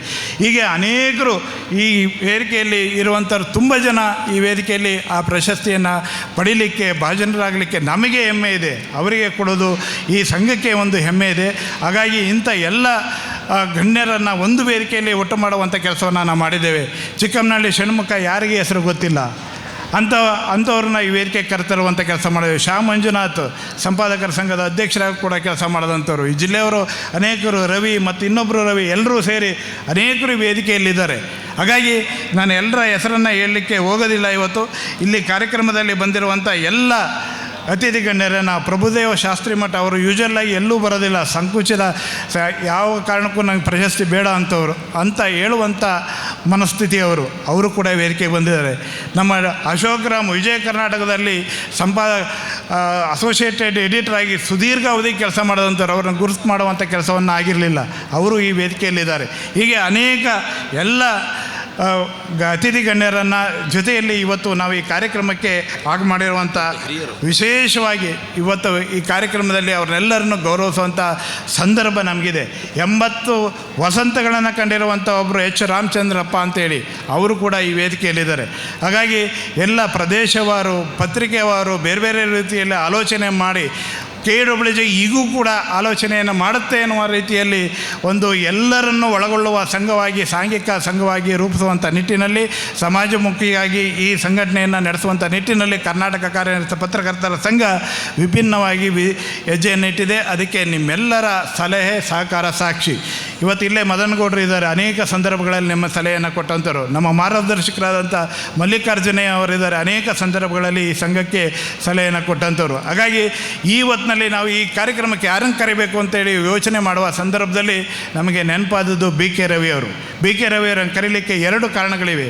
ಬಹುಶಃ BK ರವಿ ಅವರು ಇವತ್ತು ಕುಲಪತಿಗಳಾಗಿ ಕೊಪ್ಪಳ ಯೂನಿವರ್ಸಿಟಿಯ ಕುಲಪತಿಗಳಾಗಿ ನಾವು ನೋಡ್ತಾ ಇದ್ದೀವಿ. ಆದರೆ ಅವರ ಹಿನ್ನೆಲೆಯನ್ನು ನೋಡುವಾಗ ಅವರು ಮೂಲತಃ ಪತ್ರಕರ್ತರು. ಅದು ಚಿತ್ರದುರ್ಗ ಜಿಲ್ಲೆಯಲ್ಲಿ ಪತ್ರಕರ್ತರ ಸಂಘದ ಪ್ರಧಾನ ಕಾರ್ಯದರ್ಶಿಯಾಗಿ ಕೆಲಸ ಮಾಡಿದಂಥವರು ಇವತ್ತು ಆ ಎತ್ತರಕ್ಕೆ ಹೋಗಿದ್ದಾರೆ. ಹಾಗಾಗಿ ಈ ಸಂದರ್ಭದಲ್ಲಿ ಅವರ ಊರಿನಲ್ಲೇ ಅವರಿಗೆ ಒಂದು ಗೌರವವನ್ನು ಸಮರ್ಪಣೆ ಮಾಡಬೇಕು ಅನ್ನೋ ಕಾರಣಕ್ಕಾಗಿ ಇವತ್ತು ನಾವು ಕರೆದಿದ್ದೀವಿ. ಹಾಗಾಗಿ ನಿಮ್ಮ ಎಲ್ಲರ ಜೋರು ಚಪ್ಪಾಳೆ ಮೂಲಕ ಅವ್ರಿಗೊಂದು ಅಭಿನಂದನೆಗಳನ್ನು ಕೂಡ ಬಯಸ್ತೇನೆ. ಹಾಗಾಗಿ ಈ ಕಾರ್ಯಕ್ರಮ ನಮಗೆ ಆಗು ಮಾಡಲಿಕ್ಕೆ ಲಿಂಗಾರೆಡ್ಡಿ ಅವರು, ಇಲ್ಲೇ ನೀರಾವರಿ ಹೋರಾಟ ಸಮಿತಿ ಅಧ್ಯಕ್ಷರಾದಂಥವರು, ಸರ್ ನೀವು ಬನ್ನಿ ನಮ್ಮ ಜೊತೆ ಕಾರ್ಯಕ್ರಮವನ್ನು ಮಾಡಿ ಅಂತೇಳಿ ಭಾಳ ಅತ್ಯಂತ ಪ್ರೀತಿಯಿಂದ, ಅತ್ಯಂತ ಗೌರವದಿಂದ ನಮಗೆ ಈ ಕಾಲೇಜಿನಲ್ಲಿ, ಈ ಕ್ಯಾಂಪಸ್ನಲ್ಲಿ ಇರುವಂಥ ಸಭಾಂಗಣವನ್ನು ಬಿಟ್ಟುಕೊಟ್ಟು ಎಲ್ಲ ರೀತಿಯ ಸಹಕಾರವನ್ನು ಕೊಟ್ಟಂಥವ್ರು. ಹಾಗಾಗಿ ಎಲ್ಲರನ್ನೂ ಈ ಸಂದರ್ಭದಲ್ಲಿ ನೆನಪು ಮಾಡ್ಕೊಳ್ತಾ ಈ ಸಂಘಟನೆಯನ್ನು ಮುನ್ನಡೆಸುವಂಥ ನಿಟ್ಟಿನಲ್ಲಿ ನಮ್ಮ ಹೆಗಲು ಕೊಟ್ಟು ಸಾಥ್ ನೀಡಿರುವಂಥ ಪ್ರಧಾನ ಕಾರ್ಯದರ್ಶಿಗಳಾದಂಥ GC ಲೋಕೇಶ್ ಅವರು, ನಮ್ಮ ಉಪಾಧ್ಯಕ್ಷರಾದಂಥ ಪುಂಡಲಿಕ ಬಾಲಾಜಿ ಅವರು ಇರ್ಬೋದು, ಅಜ್ಜಮಾಡ ಕುಟಪ್ಪ ಅವರು ಇರ್ಬೋದು, ಹಾಗೆ ಭವಾನಿ ಸಿಂಗ್ ಠಾಕೂರ್ ಅವರು ಇರ್ಬೋದು, ಹಾಗೆ ನಮ್ಮ ಕಾರ್ಯದರ್ಶಿಯಾದಂಥ ನಿಂಗಪ್ಪ ಚಾವಡಿ ಅವರು, ಹಾಗೆ ನಮ್ಮ ಖಜಾಂಚಿ ಆದಂಥ ವಾಸುದೇವ ಅಳ್ಳವರು, ಹಾಗೆ ಎಲ್ಲ ಜಿಲ್ಲಾ ಘಟಕಗಳ ಅಧ್ಯಕ್ಷರು, ಪ್ರಧಾನ ಕಾರ್ಯದರ್ಶಿಗಳು, ಇಡೀ ಸಮಸ್ತ ನಮ್ಮ KWJ ಎಲ್ಲ ಸದಸ್ಯರುಗಳನ್ನು ಈ ಸಂದರ್ಭದಲ್ಲಿ ನೆನಪು ಮಾಡ್ಕೊಳ್ತಾ, ನಾವು ಸಂಭ್ರಮ ಪಡುವಂಥ ವೃತ್ತಿಯಲ್ಲಿ ಸುದೀರ್ಘ ಅವಧಿಗೆ ಕೆಲಸ ಮಾಡಿದಂಥ ಎಲ್ಲರನ್ನ ಬೆನ್ನು ತಟ್ಟುವಂಥ, ಅವರಿಗೆ ಪ್ರೋತ್ಸಾಹ ನೀಡುವಂಥ, ಅವರಿಗೆ ನಾವು ಗೌರವಿಸುವ ಮೂಲಕ ನಮ್ಮನ್ನು ನಾವು ಗೌರವಿಸುವಂಥ ಕೆಲಸವನ್ನು ಇವತ್ತು ಈ ವೇದಿಕೆಯಲ್ಲಿ ಮಾಡ್ತಾಯಿದ್ದೀವಿ.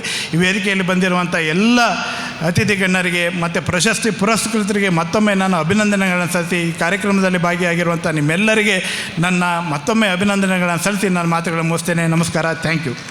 ಪ್ರಧಾನ ಸಮಾರಂಭವನ್ನು ಉದ್ಘಾಟನೆ ಮಾಡಿದಂತಹ ಖ್ಯಾತ ಪತ್ರಕರ್ತರು, ಮ್ಯಾಗ್ಸೆಸೆ ಪ್ರಶಸ್ತಿ ಪುರಸ್ಕೃತರಾದಂಥ ಶ್ರೀ P. ಸಾಯಿನಾಥ್ ಅವರೇ, ಈ ಕಾರ್ಯಕ್ರಮದ ಅಧ್ಯಕ್ಷತೆ ವಹಿಸಿರುವ ಕರ್ನಾಟಕ ಕಾರ್ಯನಿರತ ಪತ್ರಕರ್ತರ ಸಂಘದ ಅಧ್ಯಕ್ಷರಾದಂಥ ಶಿವಾನಂದ್ ತಗಡೂರವರೇ, ಚಿತ್ರದುರ್ಗ ಕಾರ್ಯನಿರತ ಪತ್ರಕರ್ತರ ಸಂಘದ ಅಧ್ಯಕ್ಷರಾದಂಥ ದಿನೇಶ್ ಗೌಡ್ಗೆರೆ ಅವರೇ, SRS ಸಮೂಹ ಶಿಕ್ಷಣ ಸಂಸ್ಥೆಗಳ ಅಧ್ಯಕ್ಷ ಆದಂಥ ಲಿಂಗಾರೆಡ್ಡಿ ಅವರೇ,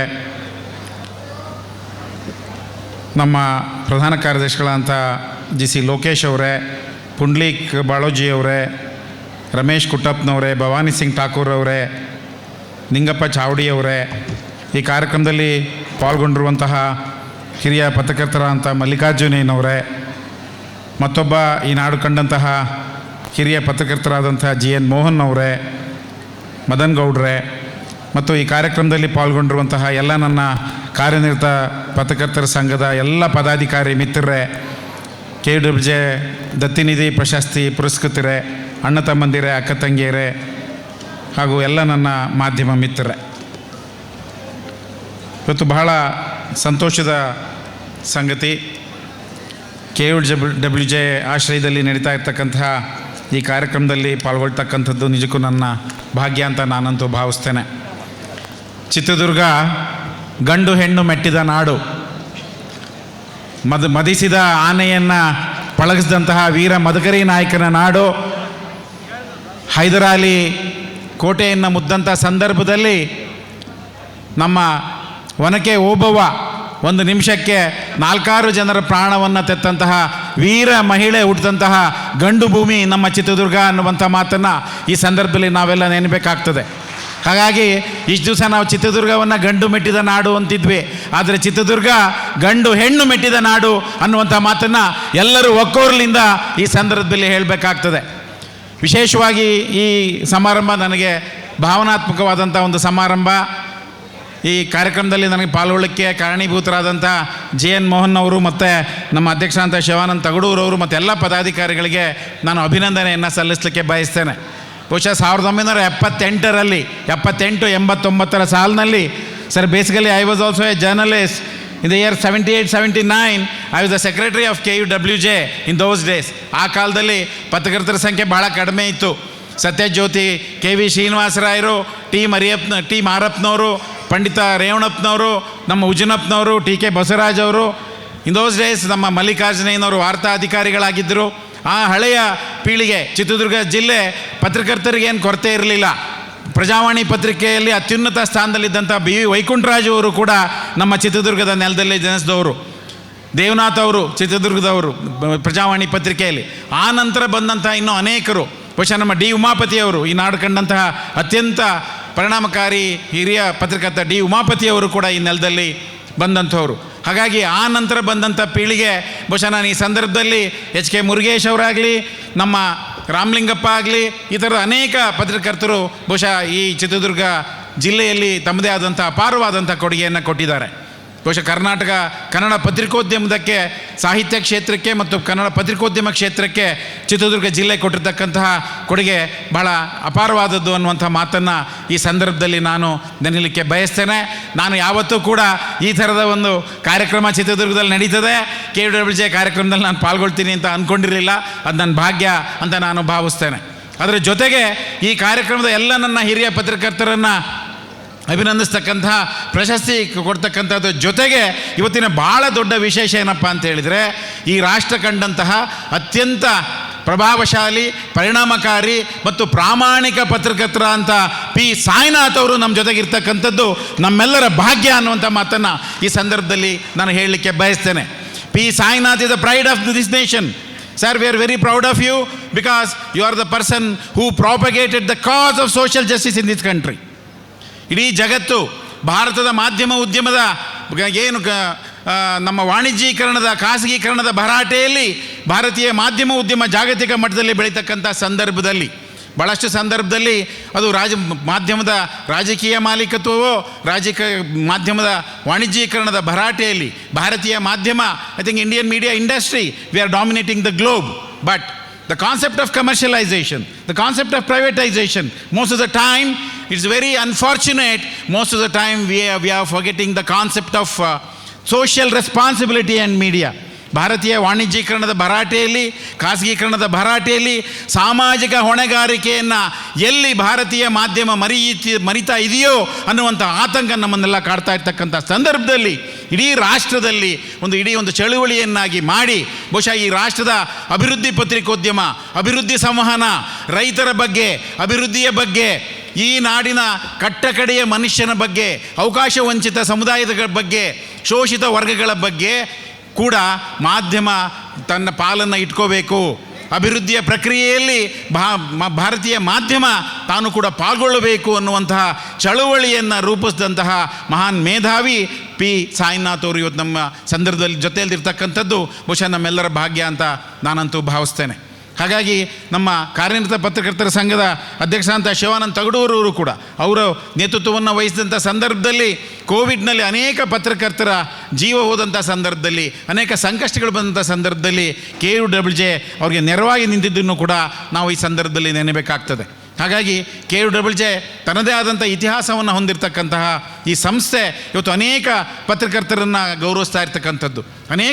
ಅನೇಕ ಹಿರಿಯ ಪತ್ರಕರ್ತರು, ವಿದ್ವಾಂಸರು, ಪ್ರಗತಿಪರರು ಈ ನಾಡಿನ ಏಳಿಗೆಗೋಸ್ಕರ ದುಡಿದಂತಹ ಅನೇಕರನ್ನು ತಾವು ಗೌರವಿಸ್ತಾ ಇರ್ತಕ್ಕಂಥ ಸಂದರ್ಭದಲ್ಲಿ ಅವರೆಲ್ಲರಿಗೆ ನಾನು ಅಭಿನಂದನೆಯನ್ನು ಸಲ್ಲಿಸುವುದರ ಜೊತೆಗೆ ಒಂದು ಜ್ಞಾಪಕದಲ್ಲಿ ಇಟ್ಕೋಬೇಕು, ನಮ್ಮ ವ್ರತ ಆದಮೇಲೆ ಪುರೋಹಿತರನ್ನ ಯಾರೂ ನೆನೆಸಲ್ಲ, ತಲೆನೋವು ಹೋದ್ಮೇಲೆ ಯಾರೂ ಡಾಕ್ಟ್ರನ್ನ ನೆನೆಸಲ್ಲ.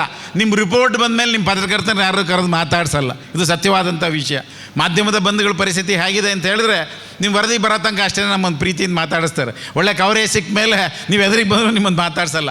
ಆ ಥರದ ವೃತ್ತಿ. ಹಾಗಾಗಿ ಪತ್ರಿಕೋದ್ಯಮ ಭಾಳ ಪವಿತ್ರವಾದಂಥ ವೃತ್ತಿ. ಅದು ಮಾಧ್ಯಮದಲ್ಲಿ ಕೆಲಸ ಮಾಡ್ತಕ್ಕಂಥ ಈ ಹುದ್ದೆಯಲ್ಲಿ ಮುಂದುವರಿತಕ್ಕಂಥವ್ರು ಅನೇಕ ಸಂಕಷ್ಟಗಳು. ಅದು ಕೂಡ ಭಾಷಾ ಮಾಧ್ಯಮ ಏನಿದೆ, ಕನ್ನಡ ಭಾಷಾ ಪತ್ರಿಕೋದ್ಯಮ ತನ್ನದೇ ಆದಂಥ ಅಪಾರವಾದಂಥ ಸಂಕಷ್ಟಗಳನ್ನು ನಾನು ನೋಡಿದೆ.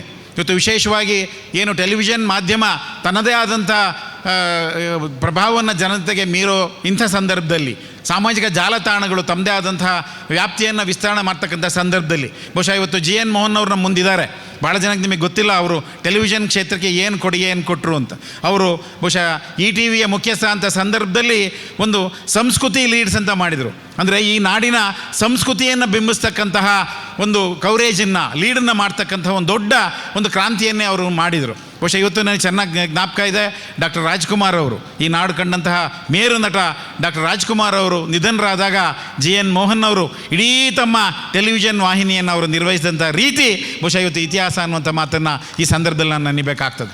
ಹಾಗಾಗಿ ಈ ಕನ್ನಡ ನಾಡಿಗೆ ಕನ್ನಡ ಪತ್ರಕರ್ತರು ತಮ್ಮದೇ ಆದಂಥ ಅಪಾರವಾದಂಥ ಕೊಡುಗೆಯನ್ನು ನಾವು ಕೊಡ್ತಾ ಹೋಗ್ತಾ ಇದ್ದೇವೆ. ಆದರೆ ಇದರ ದಾಖಲೀಕರಣ ಎಷ್ಟರ ಮಟ್ಟಿಗಾಗಿದೆ?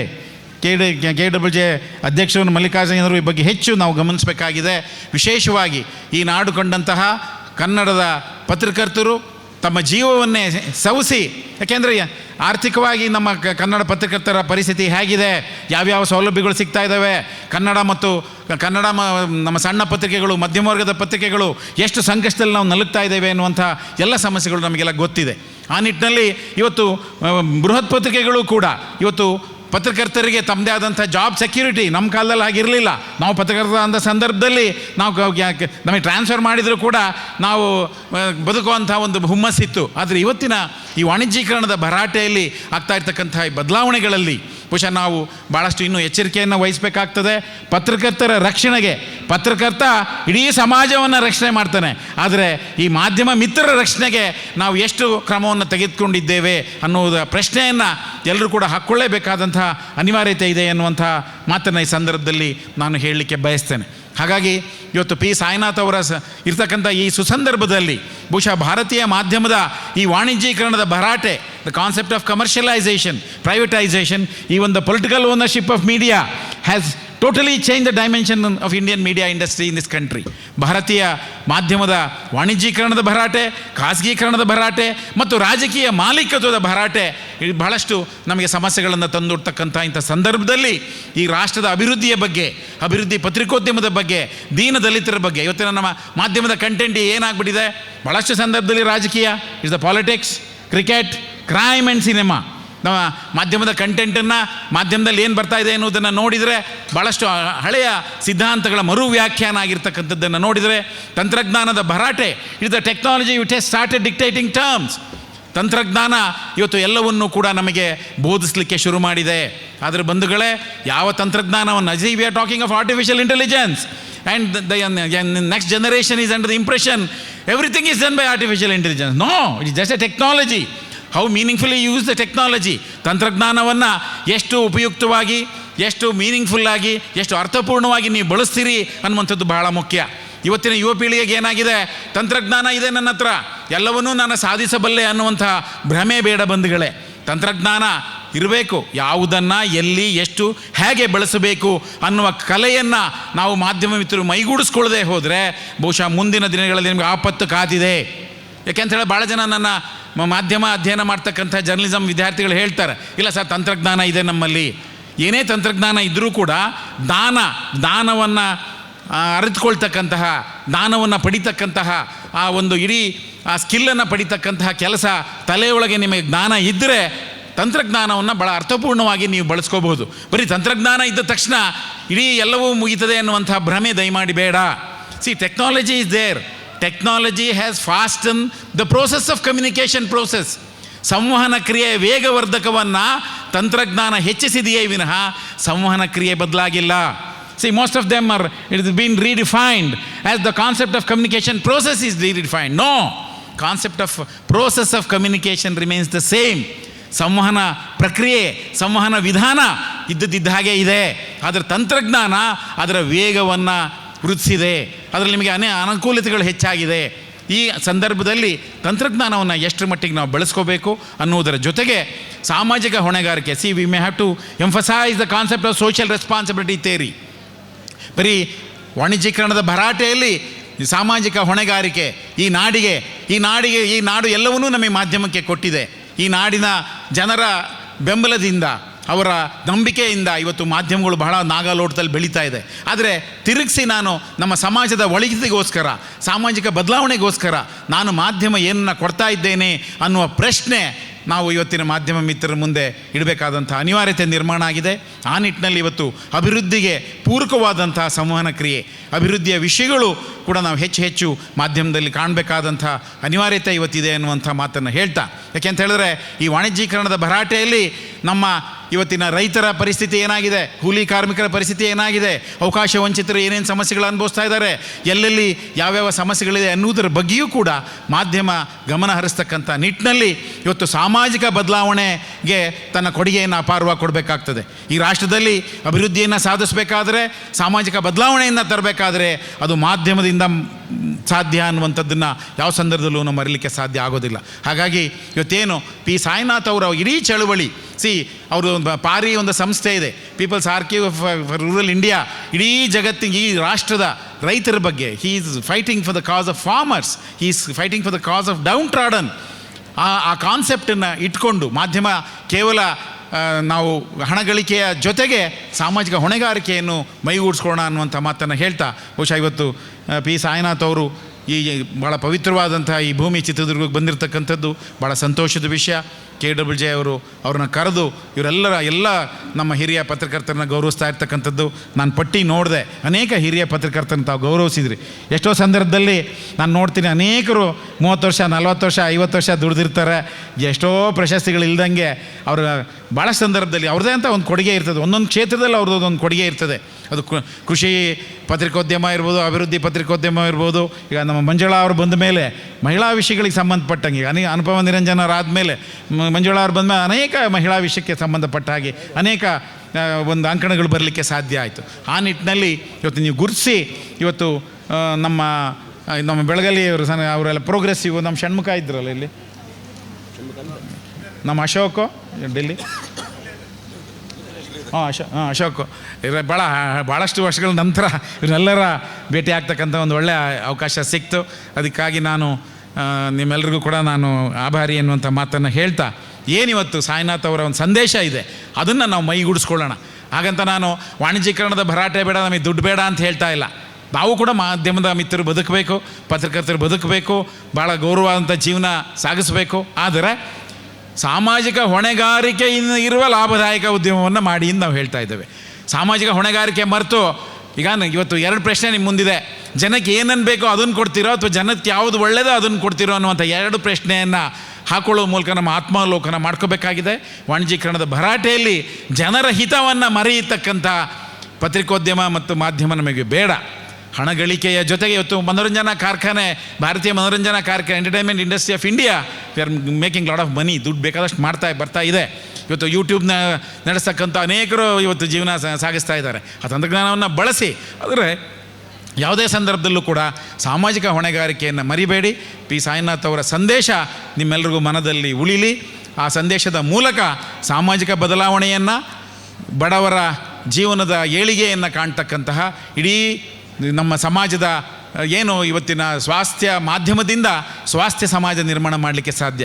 It's only the healthy media which can create A healthy society ಅನ್ನುವಂಥ ಮಾತನ್ನು ಎಲ್ಲರೂ ಕೂಡ ಗಮನದಲ್ಲಿ ಇಟ್ಕೊಳ್ಳಿ ಅನ್ನುವಂಥ ಮಾತನ್ನು ಹೇಳ್ತಾ, ಮತ್ತೊಮ್ಮೆ ಈ ಕಾರ್ಯಕ್ರಮದಲ್ಲಿ ನನಗೆ ಪಾಲ್ಗೊಳ್ಳಿಕ್ಕೆ ಅವಕಾಶ ಮಾಡಿಕೊಟ್ಟಂತಹ ನಮ್ಮ ಶಿವಾನಂದ್ ತಗಡೂರು, JN ಮೋಹನ್ ಮತ್ತು ನಮ್ಮ KWJ, ನಮ್ಮ ಲೋಕೇಶು ಮತ್ತು ನಮ್ಮ ಗೌಡ್ಗೆರೆ ಅವ್ರ ಹೆಸರೇನಪ್ಪ, ನಮ್ಮ ಗೌಡ್ಗೆರೆ ದಿನೇಶು, ಎಲ್ಲರಿಗೂ ಕೂಡ ನಾನು ಮತ್ತೊಮ್ಮೆ ವಂದನೆಗಳನ್ನು ಸಲ್ಲಿಸಿ, sir we are very grateful sir, in spite of your busy schedule you made it a point to visit Chitradurga, which is a very historical town. This town is known for its political history. It is a very strong place which has given lot of journalists, lot of thinkers, lot of writers, lot of poets. So we are very grateful to you.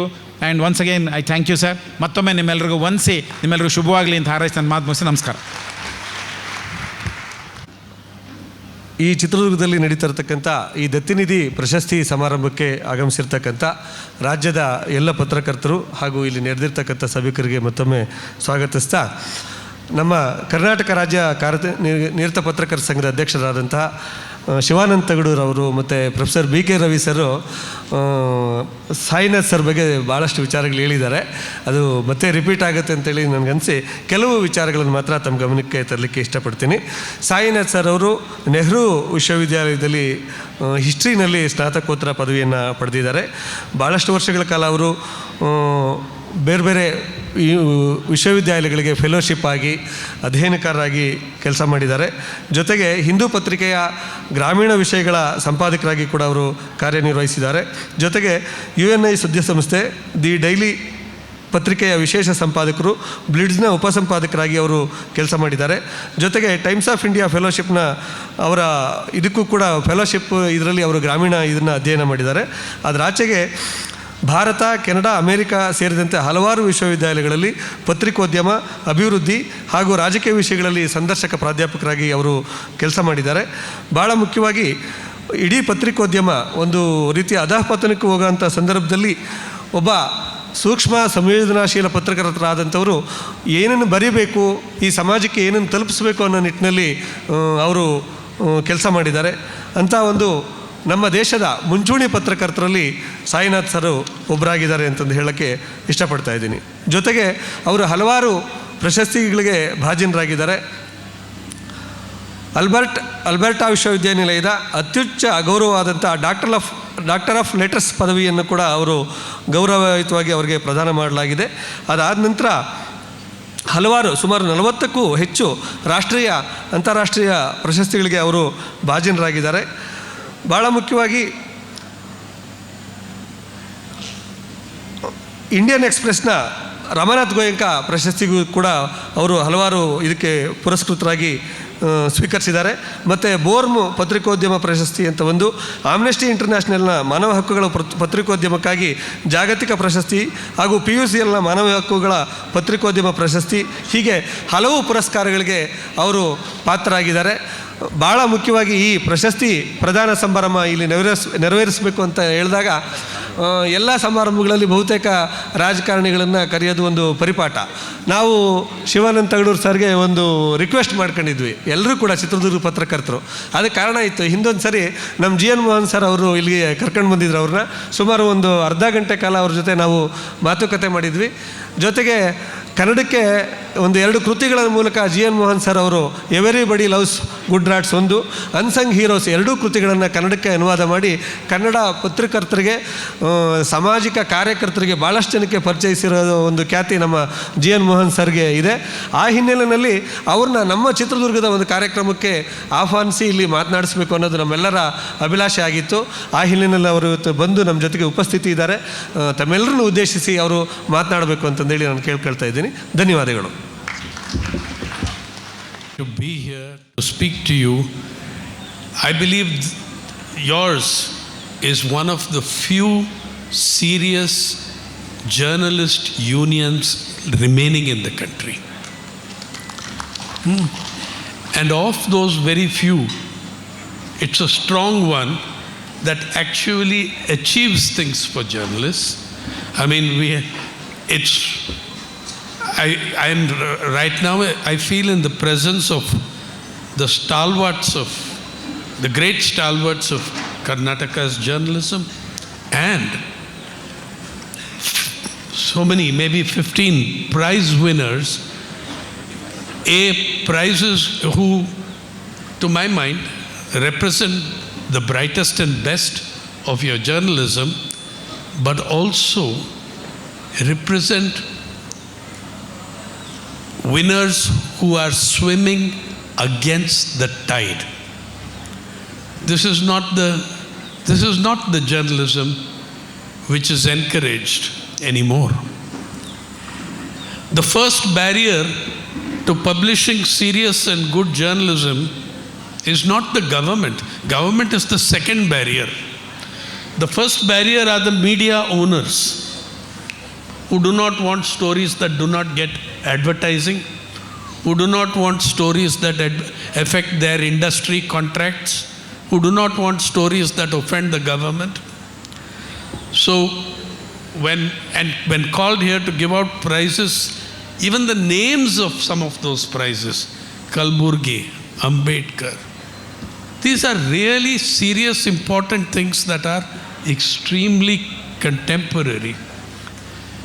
I note that the names that I know, the 3-4 names that I know, whether it's Kalburgi or Ambedkar, these are all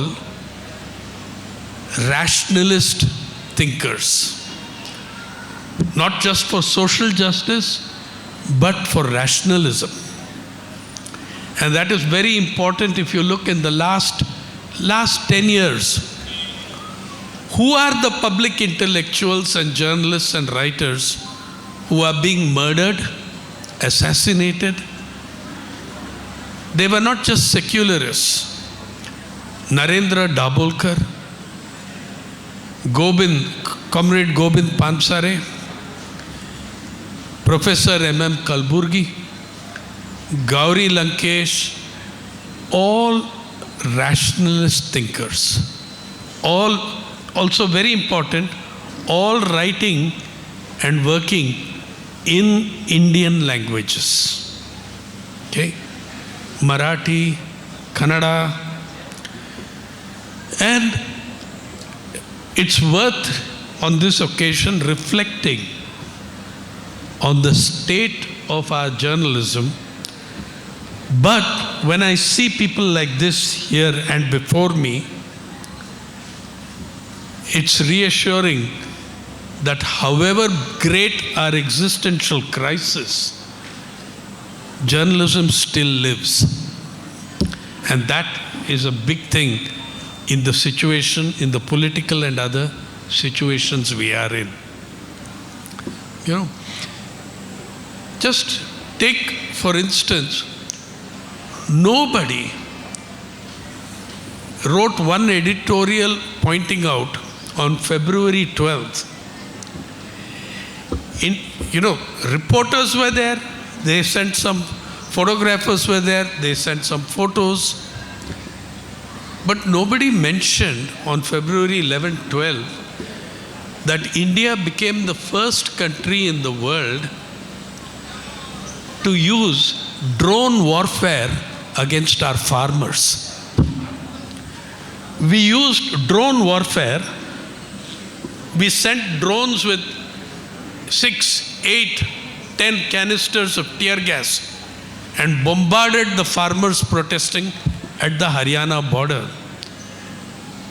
Surely the media should have done a better job of covering that kind of situation. These were not invading armies. These were not domestic or foreign terrorists.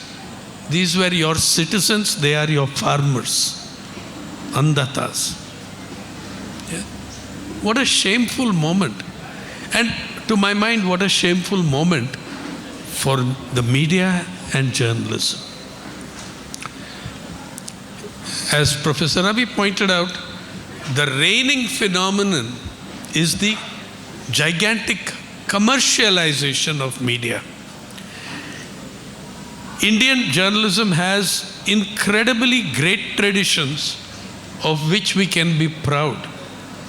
But the last 30 years, consider that 2 years ago, 2022, month of April, how many newspapers or channels mentioned that April 12 or April 12, 2020, 1822 was the founding of the first political Indian journal owned by an Indian, and that was Raja Ram Mohan Roy.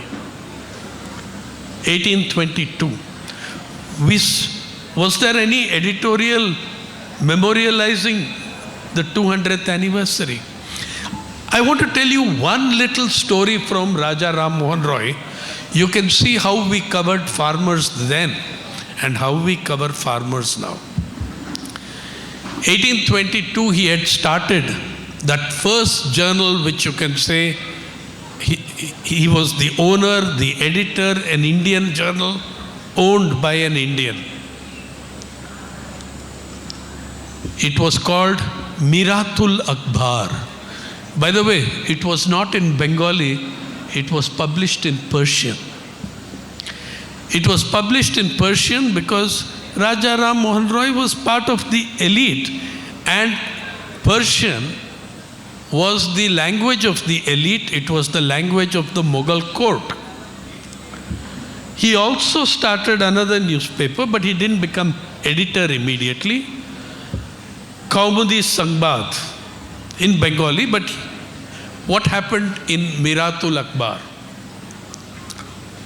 In Miratul Akhbar, in that time, in 1821-22, a Rayat, a small peasant, Pratap Narayan Das, was sentenced by the district judge of Komila, now in Bangladesh, the city of Komila. The British called it Kamila. The district judge of Komila sentenced this poor young peasant, Pratap Narayan Das, to whipping by the police for some minor alleged offense. The police flogged and whipped for this minor alleged offense.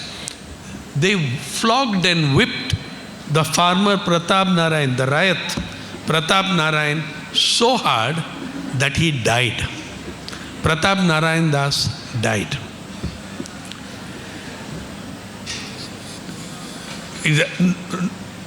Raja Ram Mohan Roy wrote one of the most powerful editorials in Indian journalism history on the front page of Miratul Akhbar about the murder of Pratap Narayan Das. It was translated into every language in which journals existed. James Buckingham translated it into English. It led to the Supreme Court of England summoning the district judge of Komila and asking him to explain his conduct. Okay. Today also the judges are being summoned, but they are being summoned by politicians, not by Supreme Court. And well, immediately after this judge was summoned, district judge, the Governor General of British India brought a lot of anti-press laws. 50 years before Vernacular Press Act. 50 years before the first Vernacular Press Act, the Governor General brought a lot of laws, rules to crack down on Indian language journalism. Now, what did they do? What did the journalists of that time do? Raja Ram Mohan Roy wrote a front page editorial on the same Miratul Akhbar. I would rather shut down my journal than submit to the humiliation and indignity of working with these laws. He shut down Miratul Akhbar. But he was a clever old man. He also understood that the failure of that, this problem that had come, was that he was addressing the elite in an elite language. He shifted to the Bengali paper he had started, Kaumudi Sangbad, and from there he became the editor of Kaumudi Sangbad and continued a huge political attack on anti-press, anti-media laws. Yeah. So this is just one vignette from our history. When the Anti-Press Vernacular Act came in the 1870s, Amrita Bazar Patrika, not Anand Bazar, Amrita Bazar Patrika in Bengal, when the censorship order came, it applied to Indian languages. Amrita Bazar Patrika overnight converted their Bengali paper into an English newspaper and therefore would not follow the censorship rules. In 24 hours, working through the night, they changed Amrita Bazar Patrika from a Bengali newspaper to a English newspaper. And for the next for the next 120 years it remained an English newspaper also. This was the kind of resistance that came from journalists. I also look at the, Shivananda Sir is here. It's also a proud moment to be with one state where people fought and got compensation for the victims of COVID-19. In People's Archive of Rural India, we publish in 15 languages, including Kannada. We have tried to look at what has happened to journalists in the rural areas. Without counting your list, more than 750 journalists died of COVID. But we know that is only a fraction of the total figure. Who were these journalists who died? They were journalists in small rural towns. Mostly they were people, stringers, earning 4,000 rupees, 5,000 rupees. Yeah? And their families ran up debts of 4 to 6 lakhs because they had to borrow from money lenders for the hospitalization and treatment. More than, if 750 was the number that Women and Media Network gathered, surely more than twice that number actually died. Because there are very few journalist unions left alive. Look at another thing that happened under COVID. And that's what makes me admire today's prize winners. What happened under COVID? Do you know? On one day only, the once and only time, I saluted a government, that too, this government, was when the lockdown was announced. Mr. Modi's government placed media under essential services. For the first time in Indian history, media were listed as an essential service. And with all my differences with Mr. Modi, his brand of politics, with his media, with his captive media, that is always barking at his command, I said, this is a good thing. Media have been declared an essential service. Because what does that essential service mean? One, it means that in the middle of the lockdown, you are able to function. You can function and nobody should stop you from functioning. More importantly, you were given security of your job. Essential service does not lay off and retrench anyone, especially during an emergency. Will you lay off thousands of doctors from the government hospitals during COVID-19? You will not. Will you lay off all the ambulances and their drivers at the height of COVID-19? You will not. Will you lay off people from the Safai Karamcharis, the Ashas, the frontline workers? Will you lay off thousands of them in the middle of COVID-19? No. But the corporate media laid off 3,500 journalists in 24 months. The government did nothing. They were actually violating the law of the land. When they sacked journalists, when 3,500 journalists underestimate. That is the figure in May 21 or May 22, Delhi Union of Journalists gave that figure in the affidavit to the Supreme Court. But also apart from those 3,500 journalists, 10 to 15,000 non-journalist media workers were also retrenched. Non-journalist media workers, technicians, camera people, all of them were also retrenched. Now, why did the media have the courage to do such a thing? Why did the media have the courage to do such a thing? I am on a subcommittee. On March 28, the subcommittee that I am part of, subcommittee appointed by the Press Council of India, we studied this issue of arbitrary retrenchment and layoffs of journalists.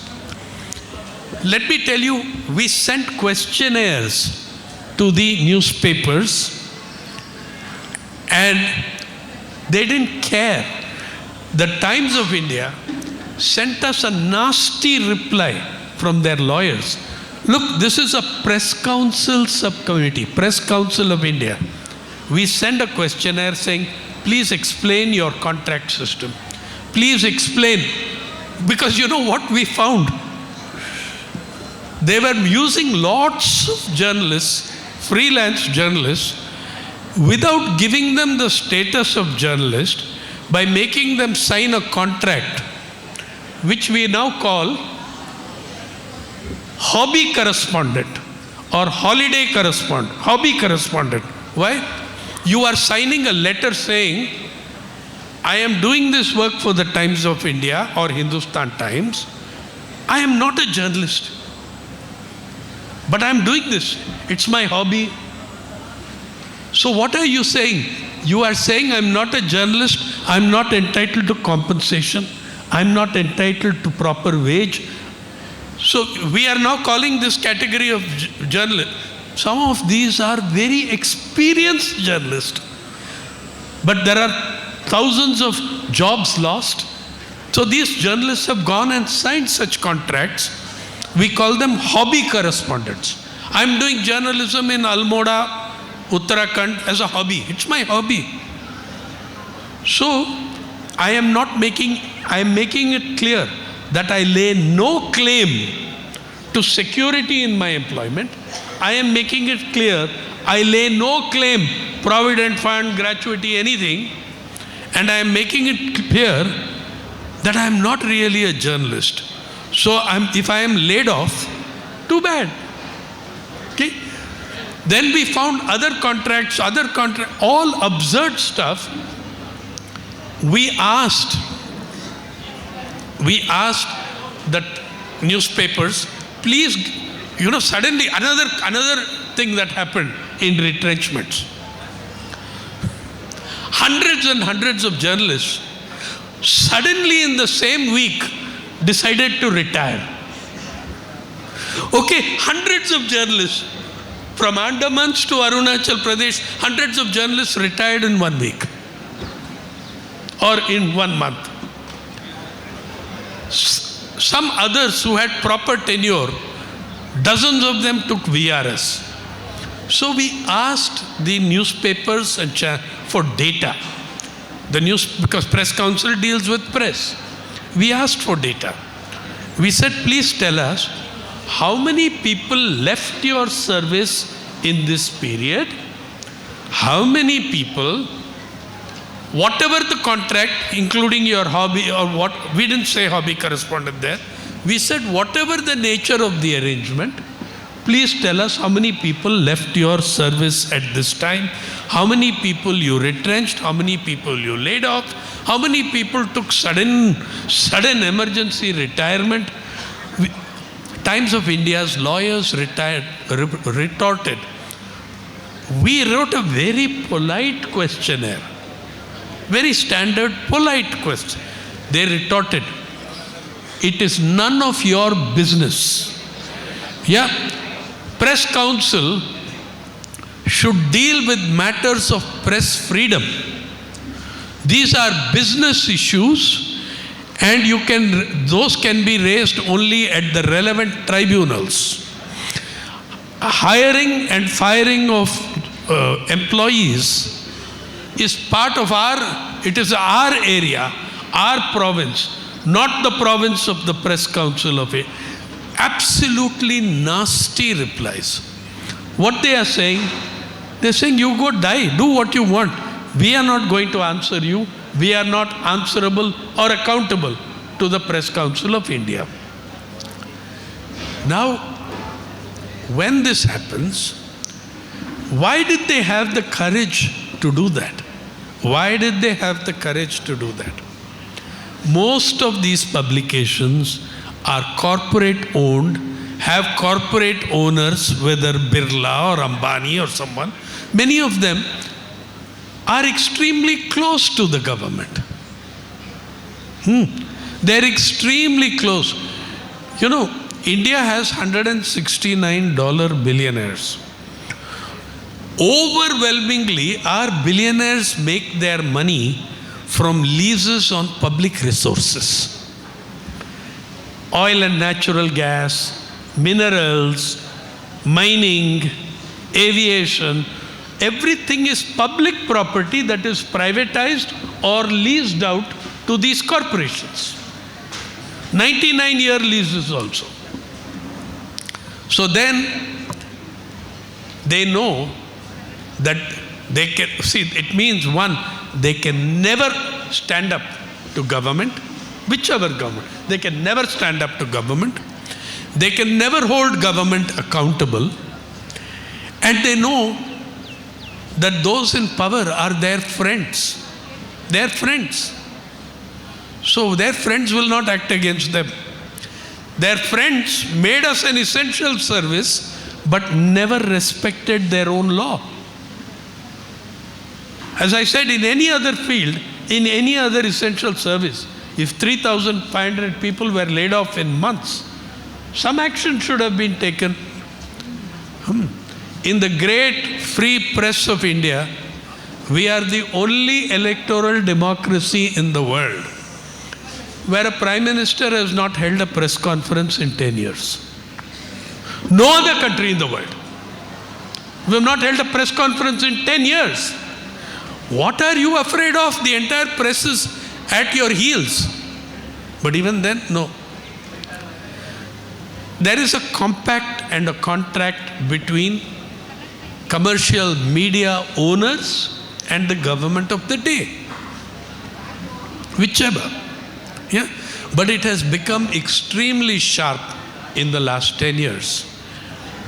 As Professor Ravi said to you, what is also happening in these places is that, let us say I am a big industry owner who also has properties in television, in channels. Do you know what the value of the Indian media industry is? It suddenly went up 25%. At the end of COVID, the Indian media and entertainment, it is, by the way, that is one industry. Media and entertainment are not separate industries. On the stock exchange elsewhere, they are treated as one entity. In surveys by Standard and Poor, Ernst & Young, all those ratings agencies, they are counted as one industry. Even after taking a severe fall because of lack of advertising in the COVID-19 period, they recovered very fast in the next year. Please, if you want to know how rich our media owners are, please know this. Some of the biggest media owners purchased the maximum number of electoral bonds. Who is the biggest media owner in India? Mukesh Ambani. Who is one of the biggest purchasers of electoral bonds? Companies connected to Reliance. Okay? So there is this incestuous relationship between government, media, advertiser, all of them. Now, what happens in this situation? Please look at during COVID-19, can you, any one of you tell me a newspaper article on the front page saying conclusively, decisively, can you show me one editorial or a front page piece saying the number of people who died of COVID-19 in India is A, B, C, D, E, F, G, H? Nobody did that. What were the estimates? What were the estimates? WHO says 4.7 million Indians, 47 lakh Indians died of COVID. This is called excess deaths, over and above the normal average number of deaths in a country each year. WHO, World Health Organization, whose chief scientist in that period was an Indian, Dr. Swaminathan's daughter, Soumya Swaminathan. WHO said 4.7 million deaths. Johns Hopkins University said 4.2 million deaths. So Johns Hopkins gave three figures, 4.2, 4.5, on different methodologies. The biggest magazine of the medical world, Lancet said 4.2 to 4.6 million. Global Development Council, Washington, D.C. said 4.9 million. Government of India said 4,86,000. And once the Vishwa Guru has spoken, no more debate allowed. When the Vishwa Guru says 4.8 lakhs, how can it be more than that? He knows each and every household in the country. He counted. It was for me the lowest point of journalism in India that the media could not challenge these bogus figures. It is such a shame, a crying shame, that not one editorial I found which said your figures are fake and false. Now, what about all those people who gave large figures? They were monitoring COVID deaths not only in India but around the world.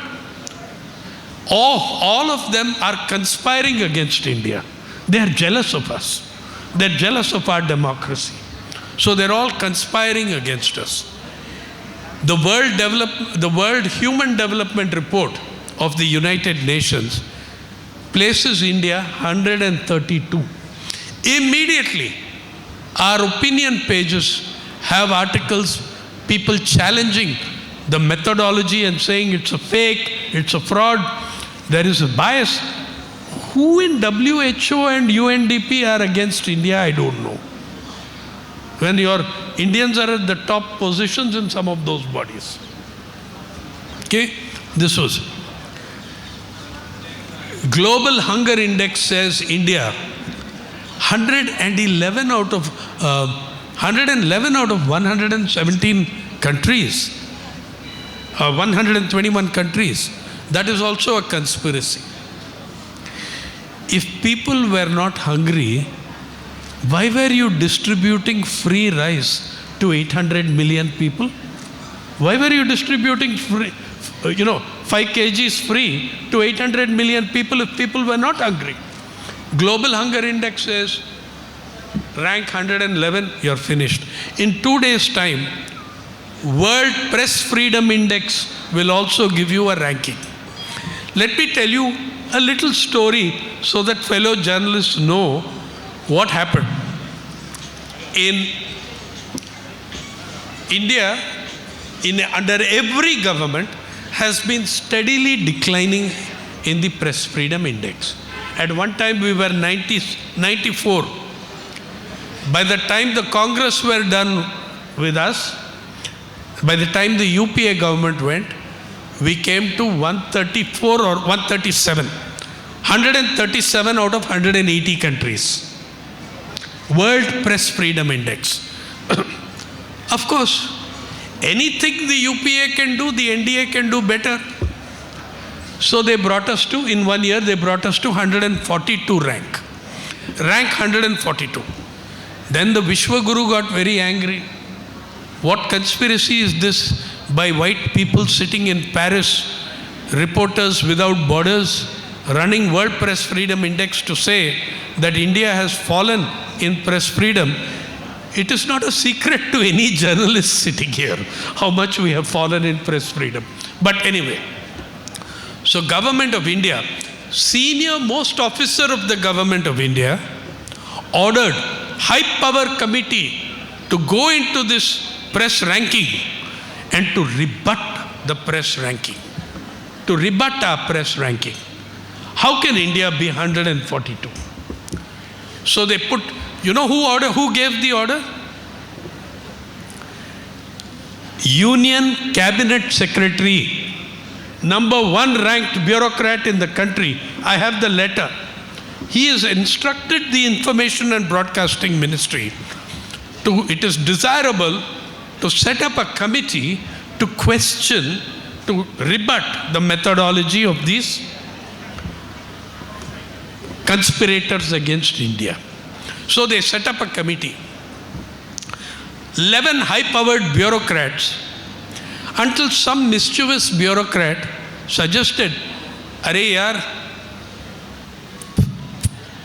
a committee looking into press freedom, maybe good to have 1 or 2 journalists also. Why not have journalists also have something to do with press freedom?" So they appointed 2 journalists to the committee. One of them was a very famous television anchor who set a world record in the meetings that he attended. A television anchor remained silent for 4 hours. Have you ever heard of a television anchor who remained silent for 4 minutes? Normally they talk 4 hours. But this television anchor, since I want you to read who it was, I want you to read the report, you should go and find out. But he did not say a word. After 2 meetings, he said he was very busy and he could not continue. And he was, of course, pro-government, and he was too busy. Rest of us were all Vela, doing nothing in COVID. Then, I was the other person. Yeah, me. I said, some bureaucrat must have a sense of mischief and humor to have suggested my name. Anyway, they brought me there. They asked me.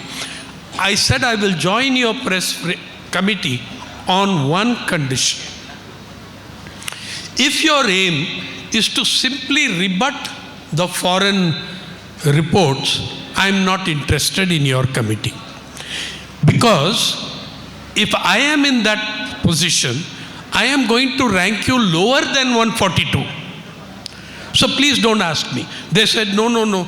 I said, if your committee is seriously, sincerely going to look at press freedom in India as experienced by Indian journalists, by Indian media, then I am your man. I will sit on your committee. The chairman of the committee, very sophisticated gentleman, Director General PIB, he said, Mr. Sainath, you're absolutely right.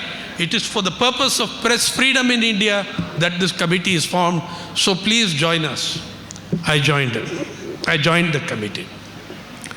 It had a large number of subcommittees. The main committee was called Index Monitoring Cell. Index Monitoring Cell was the main name of the committee. So I was one of the 13 members.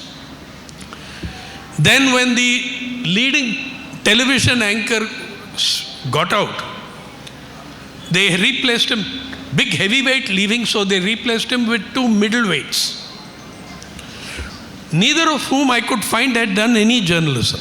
But anyway, they were there. Then discussion. Remember when I said union, this is a committee set up by the Union Cabinet Secretary. Anyway, there were a lot of discussions in the 4 full committee meetings and even more in the working groups, subgroups. Suddenly one day they sent us a draft report. I raised question after, I was the only one speaking, others were all bureaucrats. I raised question, I said, what about blocking of internet in Kashmir for 1 year? It's an atrocity. They said, I said, let us have public hearings. Let us call the journalists who have been retrenched to talk to us about press freedom. Let us call Kashmiri journalists to talk to us about what is happening there. Whatever I said, the chairman said, good point, must be noted. Okay. By the way, it was COVID time and all this was done on Zoom or WebEx. So whatever I'm telling you, I recorded it. I recorded our meetings. So whatever claim I'm making, I can prove it to you. I have it not on video but on audio. If I'd done it on video, they would know I was recording. So I did it on audio. Whatever I said, the chairman would say, very good point, must be noted. He knew and I knew. Both of us have done that dance before. We all knew the steps of the dance. He knew and I knew that not a word I said was going to appear in the report. But then they gave this report, draft report, without the word draft, which meant they intended to put it out as the final report. First lines in the report are praising P. Sainath, so that I'll read it and I'll pass the report. I went through it and I found that a committee on press freedom did not once have the word dissent, did not once mention the word censorship, nothing. There are 18 words which are closely aligned to press freedom. None of these words appeared in the report. I wrote a note of dissent. I wrote a note of dissent for this report.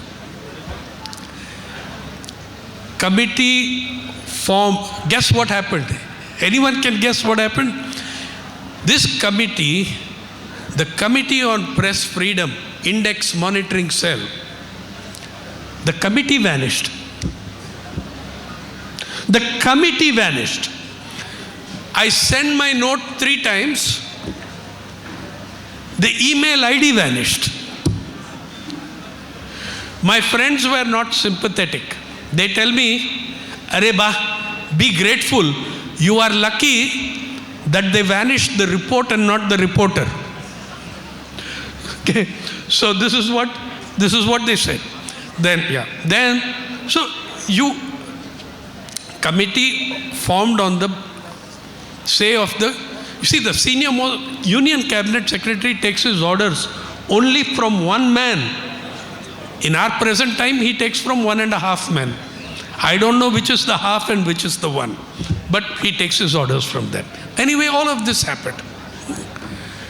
You're looking at an astonishingly difficult situation for journalists in this country. And with that, I'm saying it's in this situation, such an environment of intimidation, that your 15 journalists here have swum against the tide, and I am proud to be here handing them the prizes. Thank you. ಈ ವಿಶೇಷವಾಗಿ ಇವತ್ತು ಸಾಯಿನಾಥ್ ಅವ್ರನ್ನೇ ಯಾಕೆ ಕರೆದ್ವಿ ಅನ್ನೋದು ಅನೇಕರಿಗೆ ಗೊತ್ತಿರಲಿಕ್ಕಿಲ್ಲ. ಬಹುಶಃ ನೀವೆಲ್ಲರೂ ಅಂದ್ಕೊಂಡಿರೋ ರೀತಿಯಲ್ಲಿ ಸಾಯಿನಾಥ್ ಅಲ್ಲ. ಅವರು ಮೂಲ ನೆಲೆಯನ್ನು ಹುಡುಕ್ತಾ ಹೋದರೆ ಅವರೊಬ್ಬರು ಕನ್ನಡಿಗರು. ಅದು ನಮಗೆ ಹೆಮ್ಮೆಯ ವಿಷಯ ಆಗಬೇಕು. ಈ ದೇಶದ ರಾಷ್ಟ್ರಪತಿಗಳಾಗಿದ್ದಂಥ 4ನೇ ರಾಷ್ಟ್ರಪತಿಯಾಗಿ ಕೆಲಸವನ್ನು ಮಾಡಿದಂಥ ವಿ ಗಿರಿಯವರ ಮೊಮ್ಮಗ ಇದೇ ಪಿ ಸಾಯಿನಾಥ್ ಅವರು. ಅವರ ತಾಯಿ ಎಲ್ಲಿ ಅಂತೇಳಿ ನೀವು ಮೂಲ ಹುಡುಕ್ತಾ ಹೋದರೆ ಮೂಲತಃ ಅಪ್ಪಟ ಕನ್ನಡಿಗರು, ಬಳ್ಳಾರಿಯವರು. ಹಾಗಾಗಿ ಅಪ್ಪಟ ಕನ್ನಡಿಗರು ನಮ್ಮ ಪಿ ಸಾಯಿನಾಥ್ ಅವರು. ಹಾಗಾಗಿ ಈ ವೇದಿಕೆಯಲ್ಲಿ ಅವರಿಗೆ ಇವತ್ತು ನಾವು ನಮ್ಮ ಕರ್ನಾಟಕ ಕಾರ್ಯನಿರತ ಪತ್ರಕರ್ತರ ಸಂಘದಿಂದ ಗೌರವವನ್ನು ಕೊಡ ಮಾಡ್ತಾಯಿದ್ದೀವಿ. ವಿಶೇಷವಾಗಿ ಇವತ್ತು ವೇದಿಕೆಯಲ್ಲಿರುವಂಥ ಎಲ್ಲ ಪ್ರಶಸ್ತಿ ಪುರಸ್ಕೃತರಿಗೆ ನಾವು ಅವರ ಸನ್ಮಾನದ ಜೊತೆ ಕೊಡ್ತಾ ಇರೋಂಥ ಒಂದು ಕಿನ್ನಾಳ ಕಲೆ. ಆ ಕಿನ್ನಾಳ ಕಲೆ ಬಹುಶಃ ನಿಮ್ಮೆಲ್ಲರಿಗೆ ಗೊತ್ತಿರಲಿಕ್ಕಿಲ್ಲ. ದಿಢೀರ್ ಬೇಕಂದ್ರೆ ಮಾರ್ಕೆಟಲ್ಲಿ ಸಿಗೋದಿಲ್ಲ. ಅದು 15th ಸೆಂಚುರಿಯಲ್ಲಿ ಇಂಟ್ರಡ್ಯೂಸ್ ಆದಂಥದ್ದು. ಅದು ಬಣ್ಣ ಹಚ್ಚಿ ಮಾಡುವಂಥದ್ದಲ್ಲ, ಒಂದೇ ಊರಿನಲ್ಲೇ ತಯಾರಾಗುವಂಥದ್ದು ಕೊಪ್ಪಳದ ಕಿನ್ನಾಳದಲ್ಲಿ.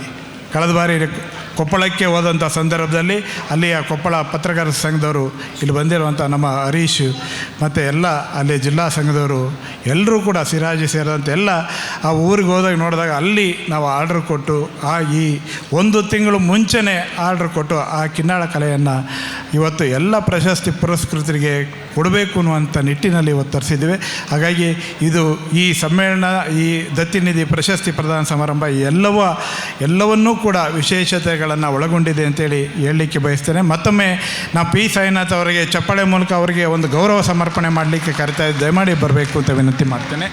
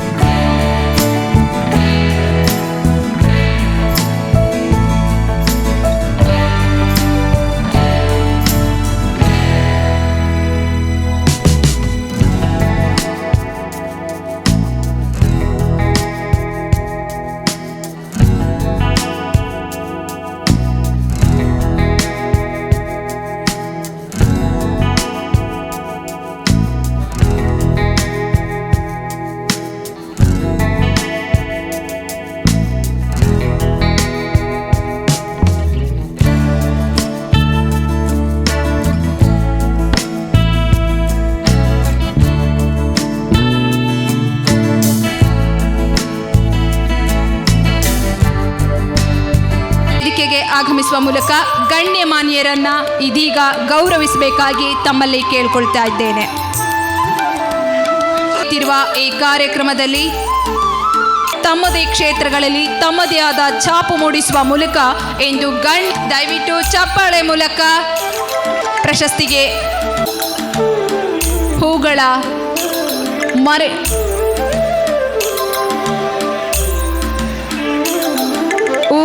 ಮಳೆಗೈದು ಸಾಧಕರನ್ನ ಸನ್ಮಾನಿಸುತ್ತಿದ್ದಾರೆ. ಸನ್ಮಾನಿತರ ಸಾಧನೆ ಅಗಣ್ಯ, ಅನನ್ಯ, ದೊಡ್ಡದಾದದ್ದು. ಅವರನ್ನು ಈ ವೇದಿಕೆ ವತಿಯಿಂದ ಗೌರವಿಸಲು ನಾವೆಲ್ಲರೂ ಕೂಡ ಹೆಮ್ಮೆ ಪಡಬೇಕು. ಹೆಮ್ಮೆ ಪಡನೆ ವೇದಿಕೆ ಮೇಲೆ ಅಲಂಕರಿಸುವ ಮೂಲಕ ವೇದಿಕೆ ವತಿಯಿಂದ ನೀಡಲ್ಪಟ್ಟ ಗೌರವವನ್ನು ಸ್ವೀಕರಿಸಿದಂತಹ ಎಲ್ಲ ಹಿರಿಯ ಪತ್ರಕರ್ತರಿಗೆ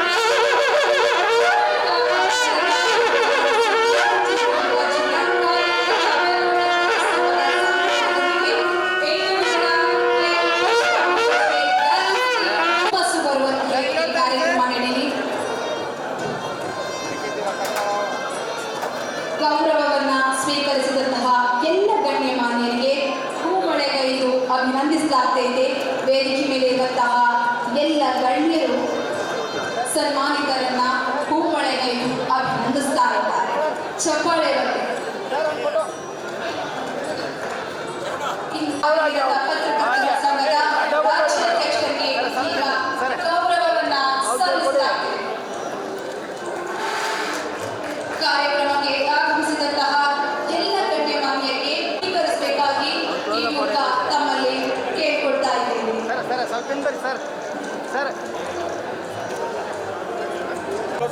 ಜಿಲ್ಲಾ ಅಧ್ಯಕ್ಷರಾದಂತಹ ಪಿ ದಿನೇಶ್ ಗೌಡ್ಗೆ ಸರ್ ಅವರಿಗೆ ನೆರವಿನ ಕಾಣಿಕೆಯನ್ನು ಕೂಡ ಈ ವೇದಿಕೆ ಮೂಲಕ ಗಣ್ಯಮಾನ್ಯರಿಗೆ ಗೌರವಿಸ್ತಾ ಇದ್ದಾರೆ. ಗೌರವವನ್ನ ಸ್ವೀಕರಿಸಿದಂತಹ ನನ್ನೆಲ್ಲ ಹಿರಿಯ ಪತ್ರಕರ್ತರಿಗೆ